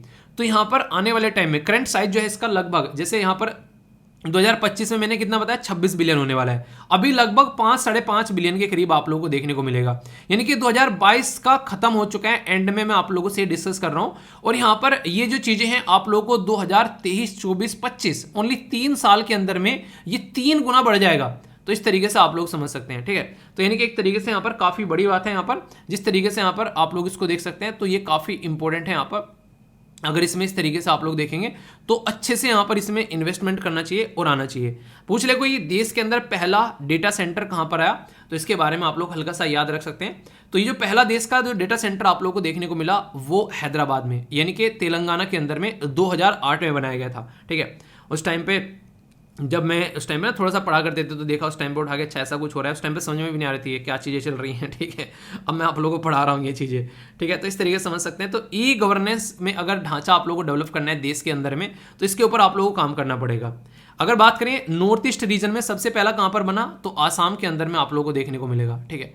तो ये आप लोग समझ सकते हैं। तो ये कई सारे क्वेश्चन आप लोगों से डायरेक्ट पूछे जा सकते हैं, ठीक है। आसाम के अंदर गुवाहाटी के अंदर में फरवरी 2021 में बना पहला नॉर्थ ईस्ट का। करंटली अगर बात करें ऐसे डेटा सेंटर ये देश के अंदर में लगभग 138 आप लोगों को देखने को मिलेंगे जो कि अलग अलग रीजन में बनाए गए हैं। करंटली अगर बात करें लगभग 57% के करीब जो आईटी कैपेसिटी है वो मुंबई और चेन्नई 2 जगह आप लोगों को देखने को मिलेगी। यानी कि मुंबई और चेन्नई में यहाँ पर सबसे ज़्यादा जो आप लोगों को सिस्टम नजर आएगा। इसलिए यहाँ पर अभी अगर ये ग्रेटर नोएडा में बन रहा है तो नॉर्दर्न इंडिया में भी, और वैसे तो देश का सबसे बड़ा नॉर्दर्न इंडिया में इसको इंट्रोड्यूस किया जा रहा है। ड्राफ्ट डेटा सेंटर पॉलिसी हमारी कंट्री में इंट्रोड्यूस की गई थी 2020 के अंदर में। तो इसके ऊपर काम करना जरूरी है। 2020 में क्यों आया? क्योंकि ऑनलाइन इतने सारे लोग जाकर बैठ गए कोविड-19 की वजह से कि इसकी रिक्वायरमेंट लगने लगी कि इसके ऊपर काम करना चाहिए। तो डेटा लोकलाइजेशन के ऊपर काम करना स्टार्ट किया, तो उसके चलते यहाँ पर ये सारी चीज़ें जो हैं वो सामने निकल कर आई, ठीक है। तो ये पर्टिकुलर इस तरीके से क्वेश्चन आप लोगों के बन सकते हैं। तो कल को क्वेश्चन पूछा जाए तो कोई कंफ्यूजन नहीं होना चाहिए कि इनकी जरूरत क्या है, आखिर क्यों कर रहे हैं, तो वो सारी बातें आप लोगों के सामने निकल कर आती है, ठीक है। तो इसके बारे में जो भी बताएं सारे नोट्स जो है आप लोगों को मिल जाएंगे टेलीग्राम पर। बाकी क्वेश्चन भी आप लोगों के सामने, इससे थोड़ा सा और माइंड में क्लैरिटी आप लोगों को आएगी। फर्स्ट डेटा सेंटर लॉन्च किया गया था यहाँ पर 2008 में हैदराबाद के अंदर में, NDC। तो ये आप लोगों से ऐसे क्वेश्चन पूछे जाते हैं डायरेक्ट, जिसके बारे में हल्का सा याद रख सकते हैं, ठीक है। तो यहाँ पर NDC जो है यहाँ पर for the north eastern centre जो बनाया गया यहाँ पर सेंटर, उसके बारे में यहाँ पर बात की जा रही है, ठीक है। तो ये कहाँ पर बनाया गया? ये बनाया गया गुवाहाटी आसाम के अंदर 2021 में। प्राइमरी जो यहाँ पर एक तरीके से डेटा को जो लोकलाइज किया जाता है उसके बारे में बात की जा रही है। तो ये मुंबई में आप लोगों को देखने को मिलेगा, ये बोला गया है, ठीक है। तो सही स्टेटमेंट यहाँ पर क्या है अगर बोला जाए तो ये आप लोगों को बताना है। सही स्टेटमेंट क्या है यहाँ पर, ये एक तरीके से, एक सेकेंड है, ये शब्द लिखा हुआ है यहाँ पर कोलोकेशन। कोलोकेशन का मतलब होता है एक तरीका डेटा सेंटर। तो कंफ्यूज मत हो जाना अगर ऐसा कोई शब्द भी देखने को मिले कि यार ये कहाँ से आ गया तो बताया नहीं था, ठीक है। तो चीज़ें ध्यान से देखोगे तो सारी चीज़ें आप लोगों को देखने को मिलेगी। तो बोला गया कि सेंटर एरिया जो है वो मुंबई के अंदर में है, ये बताया गया है। तो ओनली 1, ओनली 2 या ऑल 3 कौन सी स्टेटमेंट करेक्ट है ये आप लोगों को बताना है। तो सही आंसर क्या है, ये वीडियो को पॉज कर आंसर दे लिया करो, ठीक है। तो सही आंसर यहाँ पर क्या, तो वो है सी, यानी कि तीनों के तीनों जो है स्टेटमेंट सही है। ओके, तो ये मुंबई के अंदर आप लोगों को देखने को मिल रहा है। जो डेटा सेंटर है यहाँ पर आईटी के हब के बारे में बात करें तो मुंबई और चेन्नई है। ओके, तो बेसिक इन्फॉर्मेशन है, क्वेश्चन राइटिंग प्रैक्टिस जरूर करिएगा जिससे कि चीजों को और अच्छे से आप लोग अंडरस्टैंड कर सकें। कंफ्यूजन हो तो उसके बारे में पूछ लिया करो, कोई भी डाउट में कंफ्यूजन लेकर नहीं जाना है। ओके, काफ़ी अच्छा आर्टिकल है यहाँ पर आ रही है, ये ऑल इंडिया रेडियो के द्वारा भी और पीआईबी के द्वारा भी और हिंदू के द्वारा भी यहाँ पर ये कवर किया गया। काफ़ी डिटेल में कवर करूंगा इस आर्टिकल को, क्योंकि काफ़ी सारी बेसिक इन्फॉर्मेशन आप लोगों को जानने को मिलेगी। और ऑलरेडी यूपीएससी जो है वो यहाँ से ऐसे क्वेश्चन पूछ चुकी है। 2019 में यूपीएससी के द्वारा क्वेश्चन पूछा गया अटल इनोवेशन मिशन के बारे में। तो इस तरीके से मिले जुले क्वेश्चन आप लोग यहाँ पर बनते हैं, तो इसके बारे में हम लोग जानेंगे। एक क्वेश्चन आप लोगों के लिए बनाया गया है यहाँ पर जो कि आप लोगों को फायदा पहुंचाएगा। नीति आयोग के द्वारा रिलीज किया गया यहाँ पर, यह है delta ranking for aspirational district. तो यहाँ पर उसी के बारे में क्वेश्चन है यहाँ पर। तो इसमें जो 5 डेवलपमेंटल एरिया हैं उसमें से कुछ यहाँ पर मेंशन कर रखे हैं, तो आप लोगों को सही आंसर यहाँ पर बताना है। अभी जो पूरा टॉपिक मैं यहाँ पर कवर करूंगा उसका बेसिक जो थीम है वो आप लोगों को पता रहेगा, तो आप लोग चीज़ों को अंडरस्टैंड कर पाएंगे। ये किस सिलेबस के पार्ट में आप लोग कनेक्ट करके देख सकते हैं। तो यूपीएससी प्रीलिम्स, इसी के साथ में जीएस पेपर 2 जो गवर्नमेंट की पॉलिसीज हैं उसके साथ में आप लोग यार इसको कनेक्ट करके देख सकते हैं। देखिए सबसे बड़ी बात यह है, आप लोग क्या है, अगर आप लोग किसी जॉब के लिए तैयारी कर रहे हैं तो आप लोग एक एस्पायरेंट है, यानी कि आप लोग इच्छुक हैं कि आप लोग को जिंदगी में आने वाले टाइम में आप लोग को जॉब मिले। क्या हो गया, तो यहाँ पर बेसिक पर्पज क्या रहता है आप लोगों का कि यहाँ प्रिपरेशन करनी है, जॉब लेनी है, यार अपने घर वालों को एक तसल्ली भरी जिंदगी दिलानी है। तो एक तरीके से आप लोग अपनी जो पथ पर प्रदर्शित होकर आगे बढ़ रहे हैं, अपनी जिंदगी में मेहनत कर रहे हैं। कुछ ऐसा ही नाम यहाँ पर दिया गया जब हमारी कंट्री में ये दिया गया कुछ उन डिस्ट्रिक्ट को, जो डिस्ट्रिक्ट जो है वो काफ़ी पीछे रह गए, जिनको अब तक डेवलपमेंट के पाथ पर नहीं डाला गया है। तो ताकि नाम थोड़ा सा सुनने में ऐसा लगे कि हाँ बढ़ रहे हैं, प्रोग्रेसिव है, एक पॉजिटिव थॉट के साथ में पॉजिटिव वर्ड जब ऐड किए जाते हैं तो वो एक अच्छा पॉजिटिव रिजल्ट देते हैं। तो आप लोग भी, अगर आप लोगों को लगता है आज का दिन बेकार रहा, तो आप लोग बोलो कि आज का दिन यार बड़ा बेकार रहा। तो ये बोलने से ज़्यादा बेटर ये रहेगा आप लोग बोलो कि आज का दिन जो है वो थोड़ा सा कम प्रोडक्टिव रहा। ठीक है, शब्द का मतलब वही है, पर लेकिन रियलिटी में जो उससे भाव निकल कर आ रहा है उसका कंप्लीटली चीज़ें जो हैं वो चेंज हो चुकी हैं। आप लोगों का एनर्जी लेवल आप लोगों को चेंज होता हुआ नजर आएगा। यानी कि अपने शब्दों को भी इतना पॉजिटिव रखो कि आप लोग जिंदगी में कोई भी काम क्यों ना हो उसमें से पॉजिटिविटी निकल कर आए। ठीक है, जिंदगी में कितनी भी बुरी कंडीशन आप लोगों को क्यों ना लगे, आप लोग उससे ये देखो कि अच्छा यार चलो आज कुछ नया सीखने को मिला। तो इस तरीके से अगर दोगे तो जिंदगी में आप लोग को बेसिकली जो इरिटेशन होती है, टेंशन होती है, वो कम हो जाएगी और पॉजिटिव थॉट आप लोगों के आने लगेंगे। तो एक पॉजिटिव नाम देना भी यहाँ पर बहुत बड़ा काम करता है। तो प्राइम मिनिस्टर मोदी साहब के द्वारा एस्पायरेशनल डिस्ट्रिक्ट जो बोला गया यहाँ पर, तो एक तरीके से इंस्पायर कर रहे हैं डिस्ट्रिक्ट को कि वो जो है आगे बढ़े। और यहाँ पर ये काम अभी डिस्ट्रिक्ट को नहीं, यहाँ पर ये ब्लॉक लेवल पर पहुंचाना चाहते हैं। तो ये यहाँ पर अभी बातें निकल कर आ रही है। तो एक स्कीम भी आप लोगों को ये समझिएगा, एग्जाम के पॉइंट ऑफ व्यू से आप लोगों की एक स्कीम तैयार हो जाएगी। पूछ ले आप लोगों से कि एस्पायरेशनल डिस्ट्रिक्ट प्रोग्राम, जिसको शॉर्ट फॉर्म में एडीपी बोला जाता है, कि ये बताओ यार ये प्रोग्राम जो है ये कब लॉन्च किया गया था और यहाँ पर इसका पर्पज क्या है। तो ये ऐसे क्वेश्चन आप लोगों से स्कीम बेस्ड बड़ी फ्रीक्वेंटली आप लोगों से यूपीएससी कई बार पूछते हैं और किसी भी एग्जाम में छोटे मोटे क्वेश्चन बन जाते हैं आप लोगों के इक्का दुक्का वनडे टाइप के। ठीक है, जैसे यहाँ पर इसका फोकस क्या रहेगा, एस्पायरेशनल डिस्ट्रिक्ट का मतलब क्या है, एक ऐसा डिस्ट्रिक्ट जो कि अगर उसको कंपेयर करें दूसरे डिस्ट्रिक्ट के साथ में तो वो इतनी अच्छी परफॉर्मेंस नहीं दे रहा है जितनी अच्छी परफॉर्मेंस दूसरे डिस्ट्रिक्ट दे रहे हैं। तो इस डिस्ट्रिक्ट को यहाँ पर इस तरीके से लेवल पर लेकर आना है ताकि दूसरे डिस्ट्रिक्ट के साथ में जब कंपेयर करें तो ये पीछे ना छूटे। और उसके लिए सबसे ज्यादा इंपॉर्टेंट चीज क्या है, वो है दो चीजें जो मेरी नजर में सबसे ज्यादा इंपॉर्टेंट रहती है। एक तो है यार अच्छी हेल्थ पहले नंबर पर, और दूसरे नंबर पर है अच्छी एजुकेशन। अगर अच्छी हेल्थ और अच्छी एजुकेशन मिल जाती है तो फिर सारी चीजें सही होती हुई नजर आएगी। तो यहां पर एजुकेशन को 30% दिया गया है वेटेज और हेल्थ को यहां पर 30% वेटेज दिया गया है, यानी कि 60% जो वेटेज दिया गया है एस्पायरेशनल डिस्ट्रिक्ट में वो यहां पर हेल्थ और एजुकेशन का है। ठीक है, इसी के साथ में बेसिक ढांचा जो होना चाहिए इंफ्रास्ट्रक्चर उसके लिए 10%, स्किल डेवलपमेंट के लिए 5% और फाइनेंशियल इंक्लूजन यानी कितने बैंक अकाउंट लोगों के खुले हुए हैं, तो ये टोटल मिलाकर 20% आप लोगों को यहाँ पर ये देखने को मिलेगा। और बाकी एग्रीकल्चर और इरिगेशन की फैसिलिटी कितनी है, 20% यहाँ पर ये दिया गया है। तो एस्पायरेशनल डिस्ट्रिक्ट यहाँ पर अगर बात करें तो उसका फोकस एरिया किस एरिया में कितना प्रतिशत है, तो टोटल जब आप लोग इनको ऐड करोगे तो 60 यहाँ पर ये हो गया, 20 यहाँ पर ये वाला पोर्शन हो गया और 20 यहाँ पर ये वाला पोर्शन हो गया। तो टोटल 100% जो फोकस यहाँ पर रहने वाला है तो वो इन एरिया पर रहने वाला है, इन एरिया को डेवलप किया जाएगा, तभी वो एक डिस्ट्रिक्ट जो है वो थोड़ा सा आगे बढ़ पाएगा अच्छे से। तो गवर्नमेंट का ये फोकस एरिया है। तो एस्पायरेशनल डिस्ट्रिक्ट में कैटेगरी जो है एक डिवाइड की गई है 6, और 6 कैटेगरी में सबसे ज्यादा जो वेटेज दिया गया है वो एजुकेशन और हेल्थ को, और सबसे कम जो दिया गया है वो स्किल डेवलपमेंट और फाइनेंशियल इंक्लूजन को। तो ये कुछ बेसिक इंफॉर्मेशन है जो आप लोगों को पता होनी चाहिए। अभी अगर आप लोगों से बातें करूं इसका एम, जैसे मैंने बताया, तो यहां पर रिलेटिवली जो लेसर प्रोग्रेस है डिस्ट्रिक्ट के अंदर में उनको एक इक्विवेलेंट लेवल पर आना, इसी को ध्यान में रखते हुए transformation of aspirational district program launch किया गया था 2018 में। 2018 में लॉन्च किया गया, 18 और 19 में लगभग चला, फिर 20 और 21 आ गया, वैसे ही कहानी खराब हो गई। अब यहां पर इसको फिर से एक सही डायरेक्शन में आगे लेकर चलने की बात की जा रही है, और बोला यह जा रहा है कि अब तक तो यहां पर ये डिस्ट्रिक्ट के लेवल पर हुआ करता था, अब इसको यहां पर ब्लॉक के लेवल पर पहुंचा दो, यानी कि एक तरीके से तहसील के लेवल पर पहुंचा दिया जाए। ये बात हमारे प्राइम मिनिस्टर मोदी साहब के द्वारा बोली गई। हालांकि ये जो बात इनके द्वारा बोली गई उसका क्रिटिसिज्म भी हुआ। क्रिटिसिज्म का मतलब यहां पर ये कि जो डिस्ट्रिक्ट होता है ना उसके अंदर डीएम होता है, और डीएम को आप लोगों को पता है कि स्टेट का कैडर मिलता है, और जब स्टेट का कैडर मिलता है तो इसका मतलब वो स्टेट गवर्नमेंट के अंडर में काम करता है। तो डिस्ट्रिक्ट का जो हेड होता है डीएम वो स्टेट गवर्नमेंट के अंडर में होता है, पर लेकिन जब डिस्ट्रिक्ट का हेड डीएम जो है वो डायरेक्ट सेंट्रल गवर्नमेंट के अंडर में चला गया, तो ये बोला जा रहा है कि जो फेडरलिज्म का जो ढांचा है, यानी कि जो संघवाद का ढांचा है, ये उसके ऊपर एक क्वेश्चन मार्क लगा रहा है, और ये बिल्कुल भी सही नहीं है। तो ये बात यहां पर बार बार बोली जा रही है, तो इसको ध्यान में रखते हुए आप लोग चीजों को समझ सकते हैं। तो यहाँ पर जो वो एक तरीके से यहाँ पर जो प्रोग्राम है जो इसको लेकर चलने की बात की जा रही है, उस बोर्ड के अंदर जो आप लोगों को देखने को मिलेंगे सेंटर स्टेट गवर्नमेंट की स्कीम आप लोगों को नजर आएगी। यहाँ पर कोलैबोरेशन किया जाएगा सेंटर स्टेट, और इसी के साथ में यहाँ पर प्रभारी ऑफिसर और जो यहाँ पर जो डिस्ट्रिक्ट कलेक्टर होते हैं तो उनको यहाँ पर लेकर चला जाएगा, और इसी के साथ में जो डिस्ट्रिक्ट है उनमें एक स्पिरिट रहेगी कि कैसे चीजों को आगे लेकर चलना है, और एक कंपटीशन की भावना जगाने की कोशिश की जा रही है। तो कहने का मतलब यार यहाँ पर यह है कि एक तरीके से जितने अच्छे लेवल पर मिलकर काम करेंगे उतना ही शानदार रिजल्ट आप लोगों को यहाँ से आता हुआ नजर आएगा। तो एस्पायरेशनल डिस्ट्रिक्ट प्रोग्राम जो है ये एक लार्जेस्ट एक्सपेंडिचर आप लोगों को देखने को मिलेगा वर्ल्ड में गवर्नमेंट के गवर्नेंस को फोकस करते हुए यहाँ पर, ताकि सुधारा जा सके वहां पर एक बेसिक ढांचे को, और प्रॉपर एजुकेशन और हेल्थ की सर्विस यहाँ पर प्रोवाइड कराई जा सके। तो ये इसका बेसिक पर्पज आप लोगों को यहाँ पर नजर आएगा। थोड़ा सा और मोटे मोटे तौर पर आप लोग समझना चाहते हैं तो बिल्कुल ऐसे जैसे घर में कई सारे बच्चे हैं, एक बच्चा जो है पढ़ने में बहुत अच्छा है, दूसरा थोड़ा सा एवरेज है, तीसरा और एवरेज है, और चौथा बिल्कुल पढ़ने में एक तरीके से नकारा टाइप का है। ठीक है, तो यहाँ पर क्या करेंगे, तो यहाँ पर यार ऐसा तो है नहीं कि इसको निकालकर घर से बाहर फेंक देंगे, तो जो बाकी के पढ़ने में ठीक है उनको बोला जाए यार इसको भी पढ़ाओ, साथ में लेकर आओ, इसको पीछे थोड़ी ना छोड़ना है, तो हमारे घर का परिवार का पार्ट है, ऐसे थोड़ी ना छोड़ा जाएगा, तो सबको साथ में लेकर यहाँ पर चला जाएगा।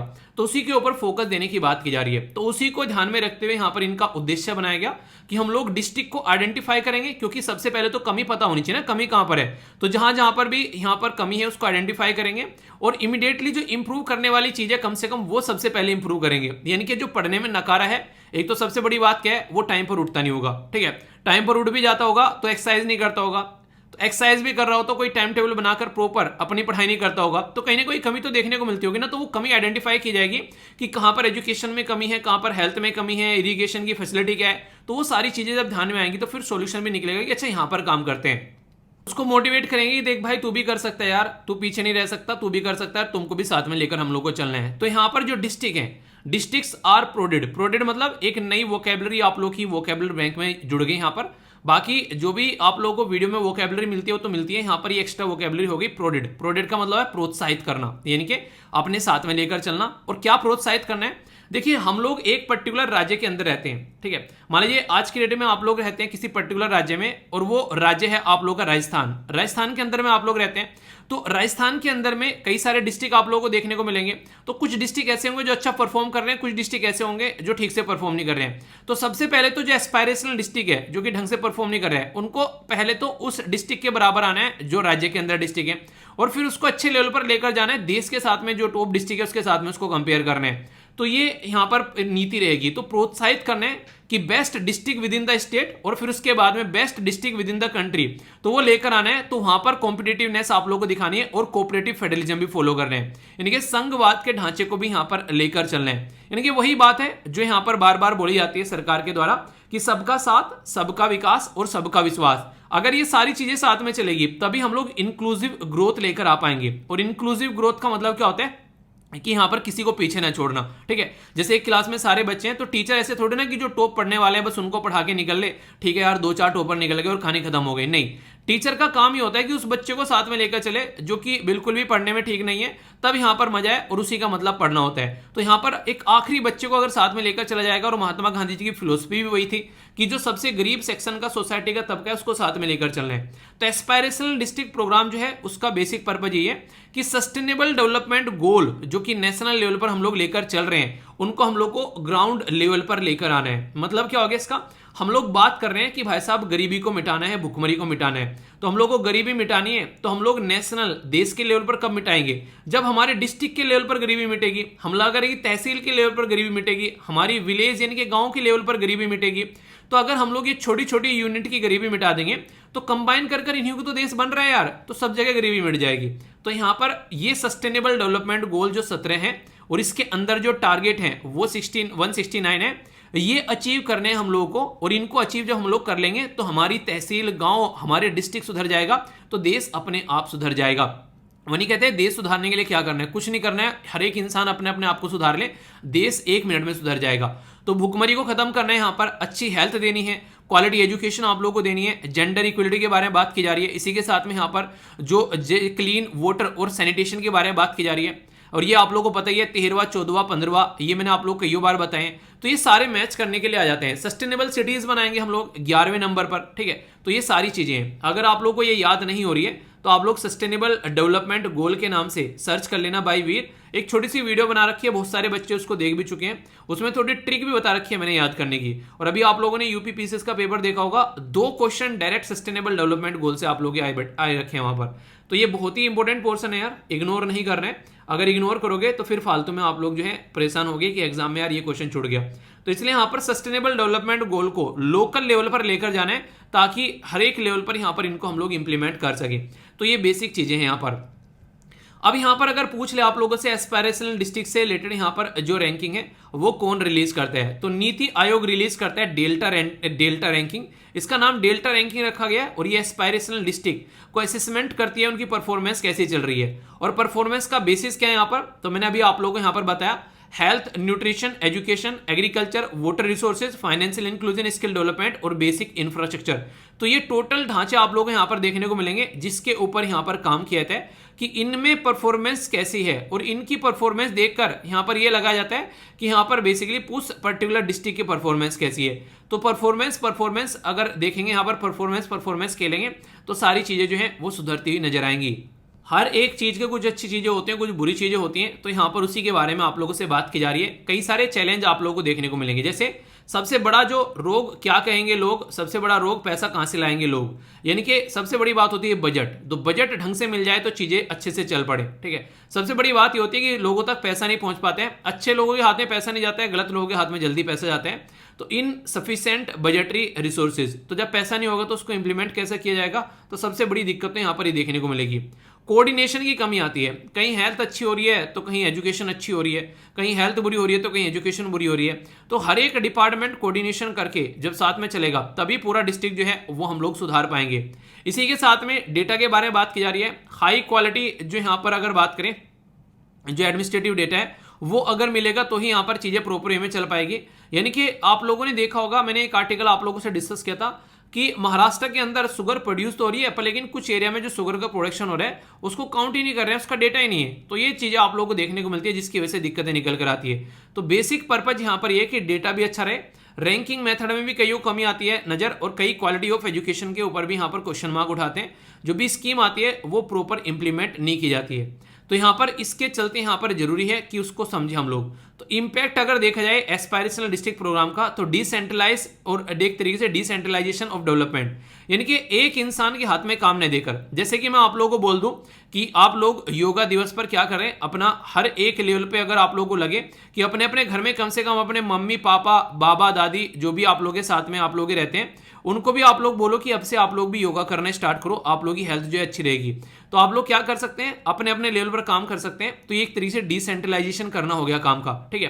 यानी कि मैं तो कर ही रहा हूं, आप लोगों को बोल रहा हूं, आप लोग जो है अपने घर वालों को बोलना स्टार्ट कर दें।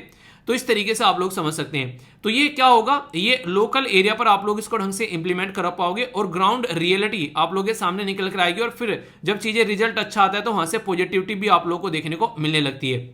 इंक्लूसिव अप्रोच लेकर चलनी है, डेल्टा रैंकिंग एस्पायरेशनल डिस्ट्रिक्ट जो कंबाइन करती है इनोवेशन ऑफ डेटा, ठीक है, प्रेगमेटिव एक अप्रोच लेकर चलनी है। प्रेगमेटिव मतलब आशावादी, निराश नहीं होना है यार, कभी भी चीजों से निराश नहीं होना है, हमेशा आशावादी रहना है। तो डिस्ट्रिक्ट लोकल इंक्लूसिव डेवलपमेंट को लेकर यहां पर चलना है हर एक लेवल पर, ताकि चीजें जो है आगे चलती रहे। और सबसे बड़ी बात यह, अगर कोई चीज आप लोगों ने स्टार्ट कर दी है, दिक्कत आएंगी, अगर दिक्कत नहीं आ रही तो इसका मतलब आप लोगों ने कुछ बड़ा काम किया ही नहीं है। जो बड़ा काम करोगे उसमें एक बात की श्योरिटी है, उसमें दिक्कत आएगी ही आएगी। तो इसका मतलब है कि आप लोग इंप्रूव हो रहे हैं चीजों को लेकर और उसको इंप्लीमेंट आप लोग कर रहे हैं। तो एक तरीके से आउटकम जो होना चाहिए वो लोकल गवर्नमेंट को आप लोग एक तरीके से समझ सकते हैं कि इंप्रूव करना है इंप्लीमेंटेशन। तो आप लोग यहां पर जो आप लोगों को लोकल गवर्नमेंट टारगेट करे इफेक्टिव एक तरीके से और इंप्रूव करे चीजों को कैसे इंप्लीमेंट करना है, क्योंकि लोकल लोगों को पता है किस गली के, किस मोहल्ले के, किस चौराहे में कौन सा नल जो है वो काम नहीं करे, किस खंबे में बल्ब में बिजली नहीं आ रही है। तो प्राइम मिनिस्टर को थोड़ी ना पता होगी ये चीज ही, तो लोकल एरिया पर इसको इंप्लीमेंट करने की बात यहां पर की जा रही है। तो ये बेसिक चीज है। तो यहां से क्वेश्चन आप लोगों के लिए बन सकते हैं, जैसे क्वेश्चन बन गए यहां पर कि अटल इनोवेशन मिशन, जो यहां पर एक तरीके से अटल इनोवेशन मिशन ये सेटअप था अंडर किसके, department of science and technology, एक तरीके से ministry of labour and employment, NITI Aayog, या फिर ministry of skill and development. तो सही आंसर दीजिए। यूपीएससी 2019 में क्वेश्चन पूछा गया, देखता हूं कौन सी आंसर इसका देता है। तो सही आंसर है इसका नीति आयोग। अब एक क्वेश्चन आप लोग बताइए, नीति आयोग जो है इससे पहले यहां पर प्लानिंग कमीशन हुआ करता था, प्लानिंग कमीशन को रिप्लेस कर नीति आयोग बनाया गया। तो नीति आयोग प्लानिंग कमीशन को रिप्लेस कर कौन से ईयर में बनाया गया, ये क्वेश्चन का आंसर आप लोग दीजिए। बड़ा ही सिंपल सा क्वेश्चन, आप लोग कहेंगे क्या क्वेश्चन पूछ लिया, ये क्वेश्चन यूपीएससी प्रीलिम्स से पूछा जा चुका है, ठीक है। तो ऐसे पद्दी पद्दी से भी क्वेश्चन आते हैं, आप लोग प्रेशर में रहते हैं और ऐसे क्वेश्चन को भी फिर वहां पर गलत कर आते हैं। नेक्स्ट क्वेश्चन काफी डिटेल में आप लोगों को पढ़ाया पूरा टॉपिक, और आशा करता हूं कि आप लोग मुझे निराशा नहीं देंगे, एक अच्छा मोटिवेशन देंगे, आप लोग इसको सही से अटेम्प्ट करेंगे। नीति आयोग रिलीज करता है डेल्टा रैंकिंग। तो सबसे पहला क्वेश्चन यही बन जाए कि डेल्टा रैंकिंग जो है वो कौन रिलीज करता है और किससे रिलेटेड है, तो एस्पायरेशनल डिस्ट्रिक्ट से रिलेटेड है यहाँ पर। ये तो 5 एरिया है जहां पर फोकस किया जाता है। पहला बोला गया यहाँ पर हेल्थ एंड न्यूट्रिशन, दूसरा एजुकेशन, तीसरा एग्रीकल्चर एंड वाटर रिसोर्सेज, और चौथा है इंफ्रास्ट्रक्चर। तो यहां पर कौन सी स्टेटमेंट करेक्ट है? ए में बोला गया 1, 2 एंड 3, बी में बोला गया 2, 3 एंड 4, सी में बोला गया 1, 3 एंड 4, और डी में बोला गया ऑल ऑफ द अबव। तो सही आंसर यहां पर क्या होगा, ए, बी, सी, एफ, डी। अगर इसके बारे में बात कीजिए तो अभी बहुत ही डिटेल में मैंने आप लोगों को सारी चीजें पढ़ाई है कि यहां पर ये 5 एरिया है जिसके ऊपर फोकस किया जा रहा है, और यहां पर आंसर इसका डी होगा। यानी कि पांचों के पांचों जो है वो सही है यहां पर, ठीक है। तो ये नंबर ऑफ डिस्ट्रिक्ट भी आप लोगों को देखने को मिलते हैं यहाँ पर, नंबर ऑफ बैकवर्ड जो डिस्ट्रिक्ट है उनकी भी लिस्ट यहाँ पर दे रखी है, आप लोग इनको भी देख सकते हैं। अच्छा, एक क्वेश्चन मैं आप लोगों से पूछूंगा यहाँ पर जो कि काफी इंपॉर्टेंट है जब डिस्ट्रिक्ट की बात कर रहे हैं। आप लोगों के राज्य में कितने डिस्ट्रिक्ट हैं? अपने राज्य का नाम लिखना है स्टेट का, और अपने डिस्ट्रिक्ट का नाम लिखना, जितने डिस्ट्रिक्ट है, और आप लोगों को ये भी बताना है। यहाँ से आप लोग खुद देखोगे, यहाँ पर आप लोग अपने डिस्ट्रिक्ट की स्थिति भी अगर आप लोगों को पता है तो अच्छा रहेगा, क्योंकि इंटरव्यू में आप लोग के स्टेट और आप लोगों के डिस्ट्रिक्ट से क्वेश्चन बनते हैं लोकल एरिया से, कि अच्छा अपने लोकल एरिया में आप लोगों की कितनी नजर रहती है। तो एक काफी अच्छा तरीका है कि अपने डिस्ट्रिक्ट के ऊपर भी आप लोग ध्यान रखिए, ठीक है। तो क्वेश्चन डायरेक्ट बन जाते हैं हर लेवल पर। तो टॉपिक को ऐसे तैयार करो यार, बाल की खाल उखाड़ लो। अब यहाँ पर हम लोगों ने ये भी देख लिया क्या सोर्स है, हम लोगों ने ये भी देख लिया कौन से पेपर में यहाँ पर कनेक्ट करके देख सकते हैं, सिलेबस को कनेक्ट कर आप लोगों को पढ़ना है, ठीक है। काफी इंटरेस्टिंग और इंपॉर्टेंट न्यूज आप लोगों के लिए बन सकती है, और ये जो न्यूज है ये पॉलिटी से कनेक्ट करके आप लोग देख सकते हैं, यानी कि जो जीएस पेपर 2 है उसके साथ में आप लोग इसको कनेक्ट करके देख सकते हैं। बात की जा रही है चीफ जस्टिस ऑफ इंडिया के द्वारा बुलाई गई फुल कोर्ट मीटिंग के बारे में। फुल कोर्ट मीटिंग का मतलब क्या होता है? सबसे पहले तो यही आप लोगों को पता होना चाहिए, हमारी कंट्री में जो जुडिशरी है वो एक यूनिटरी सिस्टम में रहती है, यानी कि सबसे ऊपर आप लोगों को सुप्रीम कोर्ट है, फिर आप लोगों को हाई कोर्ट देखने को मिल रहा है, फिर आप लोगों को डिस्ट्रिक्ट कोर्ट, इसके अंदर सेशन कोर्ट वगैरह वो सब चीजें। तो टोटल मिलाकर जो ऊपर से नीचे तक हमारी कंट्री में जो जुडिशरी है वो कनेक्टेड है। पर लेकिन अगर सरकार के बारे में बात करें तो पहले सेंट्रल गवर्नमेंट है, फिर स्टेट गवर्नमेंट है, फिर यहाँ पर लोकल गवर्नमेंट आ जाती है। तो वो एक दूसरे से कनेक्टेड नहीं है, वहां पर फेडरल सिस्टम फॉलो करते हैं हम लोग, किसके अंदर? अपनी पॉलिटी के अंदर फेडरल सिस्टम, और जुडिशरी के अंदर हम लोग यूनिटरी सिस्टम फॉलो करते हैं। यानी कि सुप्रीम कोर्ट जो भी बोल देगा वो हाई कोर्ट को मानना पड़ेगा और नीचे वाले कोर्ट को मानना पड़ेगा। पर सेंट्रल गवर्नमेंट जो भी बोल देगी उसकी कोई गारंटी नहीं है कि स्टेट गवर्नमेंट उसको मानेगी। कोई कानून बना देगी सेंट्रल गवर्नमेंट, स्टेट गवर्नमेंट को इंप्लीमेंट करना है कर ले, नहीं तो अपने हिसाब से बनाकर कर ले। तो यहाँ पर फेडरल यानी कि संघवाद का ढांचा फॉलो करते हैं, और यहाँ पर सेंट्रल यानी कि यूनिटरी सिस्टम हम लोग फॉलो करते हैं, ठीक है। इसीलिए फुल कोर्ट मीटिंग जो है वो बुलाई गई यहाँ पर सुप्रीम कोर्ट के द्वारा, चीफ जस्टिस ऑफ इंडिया के द्वारा। तो इसका मतलब कि जैसे ही चीफ जस्टिस ऑफ इंडिया ने गुहार लगाई कि सबके सारे कोर्ट हाजिर हो, तो सारे के सारे भागे चले आए। वाह यार, मतलब बुला रहे हैं एक तरीके से, वरना फिर जो है वाट लग जानी है। तो जैसे ही चीफ जस्टिस ऑफ इंडिया यहाँ पर बुलाते हैं फुल कोर्ट मीटिंग, तो ये मीटिंग जो है इसका मतलब रहता है कि ऑल जजेस ऑफ द कोर्ट, तो उनके द्वारा ये अटेंड की जाती है, ठीक है। इसमें कोई रिटर्न रूल नहीं है कि कैसे इसको डील करना है देश के अंदर में। फुल कोर्ट मीटिंग जो है वो चीफ जस्टिस ऑफ इंडिया के द्वारा जो इंपॉर्टेंट इश्यूज हैं जुडिशरी के अंदर उनको डिस्कस करने के लिए यहाँ पर ये बेसिकली बुलाई जाती है। केस पेंडिंग पड़े हुए हैं, स्पीडी ट्रायल नहीं हो रहा है, यहाँ पर कैसे चीज़ों को डील करना है, तो ये सारी चीज़ें। तो मीटिंग जो है यहाँ पर कॉमन सॉल्यूशन क्या निकाला जा सकता है उस पर्टिकुलर प्रॉब्लम का, ताकि देश के अंदर में जो एडमिनिस्ट्रेशन प्रैक्टिस है या फिर जो भी सिस्टम चीज़ें चल रही हैं लेकर मतलब एक तरीके से लीगल सिस्टम से एडमिनिस्ट्रेटर तक, यानी कहीं पर कोर्ट के अंदर में फैसिलिटी नहीं है, ठीक है, वो दिक्कतें देखने को मिलेगी। ऑनलाइन चीज़ें चल रही है कई जगह नहीं चल रही है, तो जहाँ पर चल रही है वहाँ पर कैसे चल रही है, जहाँ पर नहीं चल रही है वहाँ पर क्यों नहीं चल रही है। कुछ कोर्ट में केस काफ़ी कम पेंडिंग है, कुछ कोर्ट में बहुत ज़्यादा पेंडिंग है। तो ये कौन सा कोर्ट है, ये लाल कोर्ट है कि पीला कोर्ट है जिसके अंदर में दिक्कत देखने को मिल रही है, यानी कि कई जगह कुछ करप्शन चीज़ें भी देखने को मिलती हैं। तो वो चीज़ें, तो यहाँ पर जो सुप्रीम कोर्ट रहता है उसकी रेस्पॉन्सिबिलिटी रहती है कि इन सब चीज़ों को कंट्रोल किया जाए। तो उसके चलते फुल कोर्ट मीटिंग जो है यहाँ पर बुलाई जाती है और ये बेसिक पर्पज होता है। तो याद रखिएगा, there are no written rule dealing with this. तो ये इंपॉर्टेंट रहेगा यहाँ पर, कल को कंफ्यूजन ना हो जाए कि हाँ ये क्या है। बस ये सिस्टम को सुधारने के लिए यहाँ पर आप लोग इसको बोल सकते हैं। तो बेसिक क्वेश्चन है, कोई कंफ्यूजन नहीं होना चाहिए। ओके, ज्वाइंट सिटिंग जैसे बुलाई जाती है ना, आप लोग समझ सकते हैं। ज्वाइंट सिटिंग याद है कैसे बुलाई जाती है, जिसमें लोकसभा राज्यसभा एक जगह आकर पार्टी करते हैं। याद रखिएगा कौन से आर्टिकल के तहत आती है ज्वाइंट सिटिंग, याद है आर्टिकल 108, ठीक है, बहुत ही इंपॉर्टेंट है, याद रखिएगा, अनुच्छेद 108 के अंदर में आती है। बजट यानी कि एनुअल फाइनेंशियल स्टेटमेंट जो है ये किसके अंदर रखा गया है, ये आप लोगों को बताना है। देखता हूं कौन सी आंसर देता है। गवर्नेंस से रिलेटेड काफी इंपॉर्टेंट क्वेश्चन यहां पर आप लोगों के लिए देखने के लिए यहां पर बन सकते हैं। बात की जा रही है basically convention on international road traffic of 1949, ये है जनेवा कन्वेंशन। तो इसके बारे में आप लोग याद रखिएगा, ये काफी इंपॉर्टेंट यहां पर हो जाता है। Ministry of road transport and highway के द्वारा एक नोटिफिकेशन इशू किया गया जिसमें उनके द्वारा बोला है कि इंटरनेशनल ड्राइविंग परमिट, यानी कि अगर इंटरनेशनल लेवल पर आप लोग जाकर ड्राइविंग करना चाहते हैं उसके लिए परमिट जो दिया जाता है कंट्री के द्वारा, उसके ऊपर फोकस करने की यहाँ पर बात की जा रही है। तो एक तरीके से हमारे देश में से जो भी यहाँ पर एक तरीके से लोग जाते हैं बाहर, तो उनके लिए यहाँ पर अगर कोई ऐसा उनको चलानी है, चीज़ें करनी है, तो जनेवा का ये कन्वेंशन रहेगा जो कि इंटरनेशनल ट्रीटी है, प्रमोट करती है कि रोड जो होनी चाहिए वो सेफ्टी के साथ में आगे बढ़ना चाहिए और कानून जो होने चाहिए वो यूनिफॉर्म होने चाहिए। यानी कि अगर कोई इंडिया में रहता है या फिर कोई पाकिस्तान में रहता है या फिर कोई कहीं और रहता है, ऐसा नहीं कि किसी को ठोक कर चले जाएंगे मजे मजे में, वो नहीं होनी चाहिए। तो उसके ऊपर यहाँ पर काम करना जरूरी है, ठीक है। तो इंडिया जो है वो सिग्नेटरी है इस कन्वेंशन का, तो इसके चलते वो इशू करता है। इसके अंदर जो भी चीज़ें चेंज होती है तो एक्सेप्ट किए जाते हैं देश के अंदर में, ताकि उनको इंप्लीमेंट किया जाता है, स्वीकार करके फिर यहाँ पर सूचना इशू की जाती है। तो इसके बारे में बेसिक इन्फॉर्मेशन है, याद रखिए, कन्फ्यूजन नहीं होना चाहिए। ओके, फ्रॉड के मामले में बात करें आज के डेट में देश के अंदर में काफ़ी लार्ज स्केल पर फ्रॉड आप लोगों को देखने को मिलते हैं। तो इन्हीं फ्रॉड के ऊपर काम करने के लिए जो रिजर्व बैंक ऑफ इंडिया है यानी कि जो RBI है, उसके द्वारा फ्रॉड रजिस्ट्री यहाँ पर आप लोगों के सामने निकाल कर लेकर आई जा रही है। यानी कि कैसे फ्रॉड जो है उसको रोकना है।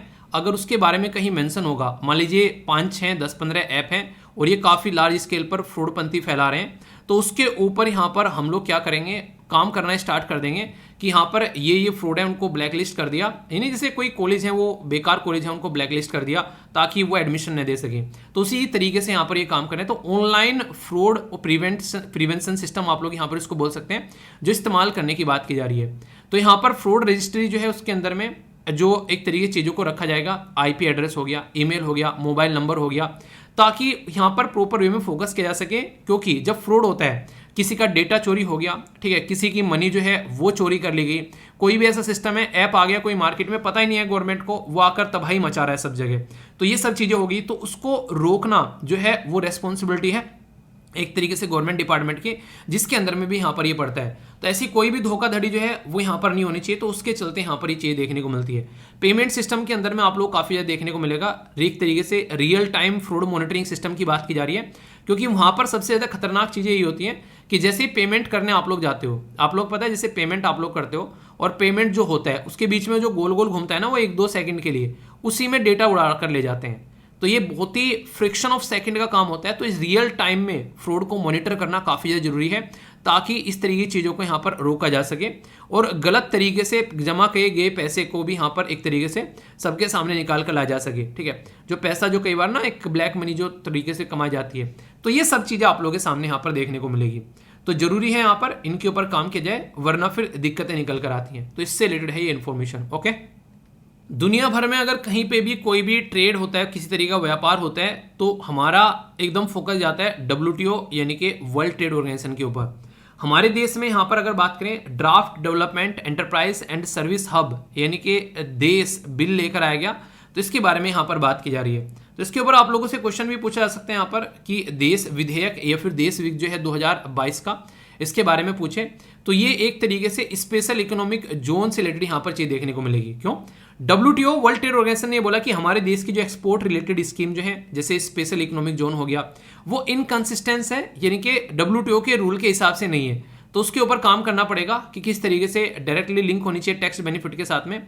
तो यहाँ पर एक तरीके से अगर किसी को बेनिफिट दे रहे हो तो इसका मतलब किसी एक को आप लोग फायदा पहुंचा रहे हो, तो उसके ऊपर इनकंसिस्टेंस यहाँ पर ये निकल कर आ रही है। तो देश लेजिस्लेशन जो है इसका वाइडर ऑब्जेक्टिव है कि कैसे अपना मैन्युफैक्चरिंग यानी कि जहां पर हम लोग काम करते हैं उसको तो बूस्ट करना ही करना है, डेवलपमेंट हब भी आप लोगों को लेकर आना है, और इसके चलते हम लोग काम कर पाएंगे। बोला गया कि जो hub and no longer be required to be net foreign exchange positive, जो यहाँ पर एक तरीके से जो कम्युलेटिवली जो एक 5 ईयर के लिए यहाँ पर जो फोकस किया जाने वाला है, किसी के लिए टारगेट रखना तो उसके ऊपर काम करना, तो उसके बारे में यहाँ पर बात की जा रही है। तो जो हब होगा यहाँ पर ये वो काम करेगा WTO की कॉम्प्लायंस के हिसाब से। देखिए, जब आप लोगों को एक बात बताऊं, यहाँ पर आप लोगों को अगर व्यापार काफी लार्ज स्केल में करना है, ठीक है, तो वो व्यापार जब काफी लार्ज स्केल में आप लोगों को करना होगा तो इसका मतलब ये है कि इंटरनेशनल लेवल पर आप लोग कनेक्टिविटी करनी पड़ेगी। और इंटरनेशनल लेवल पर किसी चीज की कनेक्टिविटी करें तो सीधा सीधा मतलब ये जाता है कि इंटरनेशनल रूल और रेगुलेशन आप लोगों को फॉलो करने पड़ेंगे, और वो इंटरनेशनल ऑर्गेनाइजेशन जो भी रूल और रेगुलेशन बना रही है उसके हिसाब से काम करना पड़ेगा। तो ये है बेसिक सिस्टम जिसके ऊपर यहाँ पर काम करने की बात की जा रही है, ठीक है। तो ये जरूरी है ताकि सिचुएशन को सुधारा जा सके, वरना दिक्कतें देखने को मिलती हैं। UGCT की फुल फॉर्म क्या है? इसको बोलते हैं यूनिवर्सिटी ग्रांट कमीशन। वो लॉन्च करने चाह रही है ई समाधान। ई समाधान मतलब यानी कि एक सिंगल विंडो होगी जहां पर अपने ग्रीवेंस यानी कि जो भी टेंशन चल रही है उसको यहां पर मेंशन किया सकता है। हेल्पलाइन जो है वो करंटली एग्जिस्ट कर रही है, तो फास्ट ट्रैक रिजोल्यूशन निकाला जाएगा। जो भी इंस्टीट्यूशन है, यानी कि कई सारे इंस्टीट्यूशन है देश के अंदर में, हजारों, वो काम कैसे कर रहे हैं, कोई दिक्कत आ रही है तो उनको सोल्यूशन क्या निकलना है। तो 24/7 यहाँ पर ये पोर्टल देखने को मिलेगा उन प्रॉब्लम का सोल्यूशन निकालने के लिए, वो भी स्पेसिफिक टाइम लाइन के तहत, यानी कि जो ग्रीवेंस होगी वहां पर जल्दी से जल्दी सुधारी जाएगी। तो कोई पूछ ले यहाँ पर कि भाई साहब ये ई समाधान क्या है और किसके द्वारा लॉन्च किया गया है, तो ये ऐसे क्वेश्चन है जो कि बड़ी ही फ्रीक्वेंटली आसानी से पेपर के किसी भी कोने में आप लोग घुसे मिल जाएंगे, और फिर आप लोग बोलोगे यार ये कहां से आ गया, ये तो हमने पढ़ा भी नहीं था, पढ़ा तो था, रिवीजन नहीं किया था। तो यूनिवर्सिटी ग्रांट कमीशन एक हमारे देश में ऐसा सिस्टम है जो कि डिपार्टमेंट ऑफ एजुकेशन के मतलब department of higher education, ministry of education के अंडर में आता है। और 1956 में यहाँ पर ये UGC जो है हमारे देश से बनाया गया था कि कैसे एजुकेशन सिस्टम के ऊपर इसको ध्यान रखना है और चीज़ों को सुधार के लेकर चलना है। हेडक्वार्टर तो न्यू दिल्ली में, पुणे, भोपाल, कोलकाता, हैदराबाद, गुवाहाटी, बेंगलोर में इसके लोकल ऑफिस भी आप लोगों को देखने को मिल जाएंगे। और UGC जो है यहाँ पर ये जो एक तरीके से आज के टाइम में आप लोगों को चीज़ों को कंट्रोल करता हुआ नजर आएगा देश के अंदर में, जो भी एजुकेशन सिस्टम के ऊपर फोकस किया जाता है, ठीक है। तो इसके बारे में कुछ बेसिक चीज़ें हैं जो कि आप लोगों को पता होनी चाहिए। हेडक्वार्टर जैसे न्यू दिल्ली में बता दिया, इसके चेयरमैन कौन है वो एक बार जाकर देख लेना और थोड़ा सा रिवीजन भी हो जाएगा, ठीक है। और मैं भी इस तरीके से याद हो जाएगा, मेरे भी बताना कमेंट बॉक्स में, ठीक है। एक इंपॉर्टेंट फैक्ट यहाँ पर यह है कि जहां पर भी आप लोगों को इलेक्शन देखने को मिलेंगे, ये एग्जाम के लिए बता रहा हूँ, वहां पर दुनिया भर के प्रोजेक्ट लॉन्च किए जाते हैं। तो उस साल में जब आप लोग एग्जामिनेशन हॉल में जाके बैठते हैं और वहां पर कोई प्रोजेक्ट लॉन्च किया गया रिसेंटली और उसके बारे में पूछा जा रहा है, तो आप लोग आंख बंद कर कर अगर एक बार को लगा देंगे ना कि पता नहीं है इसके बारे में तो यार क्या क्वेश्चन होगा, तो यहाँ भी एक तरीके से 50-50% चांस हो सकते हैं कि आप लोगों का वो क्वेश्चन जो है वो करेक्ट हो जाए। क्यों? क्योंकि मैक्सिमम प्रोजेक्ट जो है इस राज्य में लॉन्च किए जाएंगे वो होता है जहां पर इलेक्शन होते हैं, ठीक है। तो इसके बारे में आप लोग याद रखते हैं। तो यहाँ पर सेम सिस्टम आप लोगों को देखने को मिल रहा है, कहाँ पर ये देखने को मिल रहा है, गुजरात के अंदर में। तो इसके बारे में कुछ बेसिक चीजें हैं यहाँ पर जो मैं आप लोगों को यहाँ पर बताने जा रहा हूँ, जिसके बारे में आप लोग समझिएगा। प्राइम मिनिस्टर मोदी जी के द्वारा स्टैच्यू ऑफ यूनिटी आप लोगों को पता है देश के अंदर में किससे रिलेटेड है, यहाँ पर बताइए। वहां पर डेडिकेट किया गया यहाँ पर मेज गार्डन, यानी मेज मतलब भूल भुलैया, ठीक है। और इसी के साथ में यहाँ पर मायावी की जो फॉरेस्ट, ये एकता नगर में आप लोगों को देखने को मिलेगा। तो ये काफ़ी इंपॉर्टेंट है ताकि टूरिस्ट एक्टिविटी जो है वो बढ़ाई जा सके। तो ये गुजरात के अंदर में आप लोगों को चीज़ें नजर आएंगी। प्राइम मिनिस्टर मोदी जी के द्वारा J&K रोजगार मेला जो है वो कश्मीर के लिए इंटरनेशनल कन्वेंशन सेंटर श्रीनगर में आप लोगों के लिए एड्रेस किया गया। तो ये भी आप लोगों से पूछा जा सकता है इसके बारे में। तो ये कश्मीर में, इसी के साथ में 100 से ज़्यादा लोगों की जो है वो अभी डेथ हो गई मोरबी के अंदर में, हम लोगों ने डिस्कस किया था, जो कि काफ़ी ज़्यादा एक दुखद घटना यहाँ पर देखने को मिली। इंपॉर्टेंट जो क्वेश्चन बन सकता है वो याद रखिएगा, ये है एक रिवर जिसका नाम है यहाँ पर माचू रिवर, ठीक है। तो ये पर्टिकुलर रिवर के ऊपर ये ब्रिज था जहां पर ये दुर्घटना देखने को मिली। तो यहाँ से ये नहीं पूछें कितने लोगों की जान चली गई, उनकी आत्मा को शांति मिले, पर लेकिन ये क्वेश्चन आप लोगों से पूछा जा सकता है।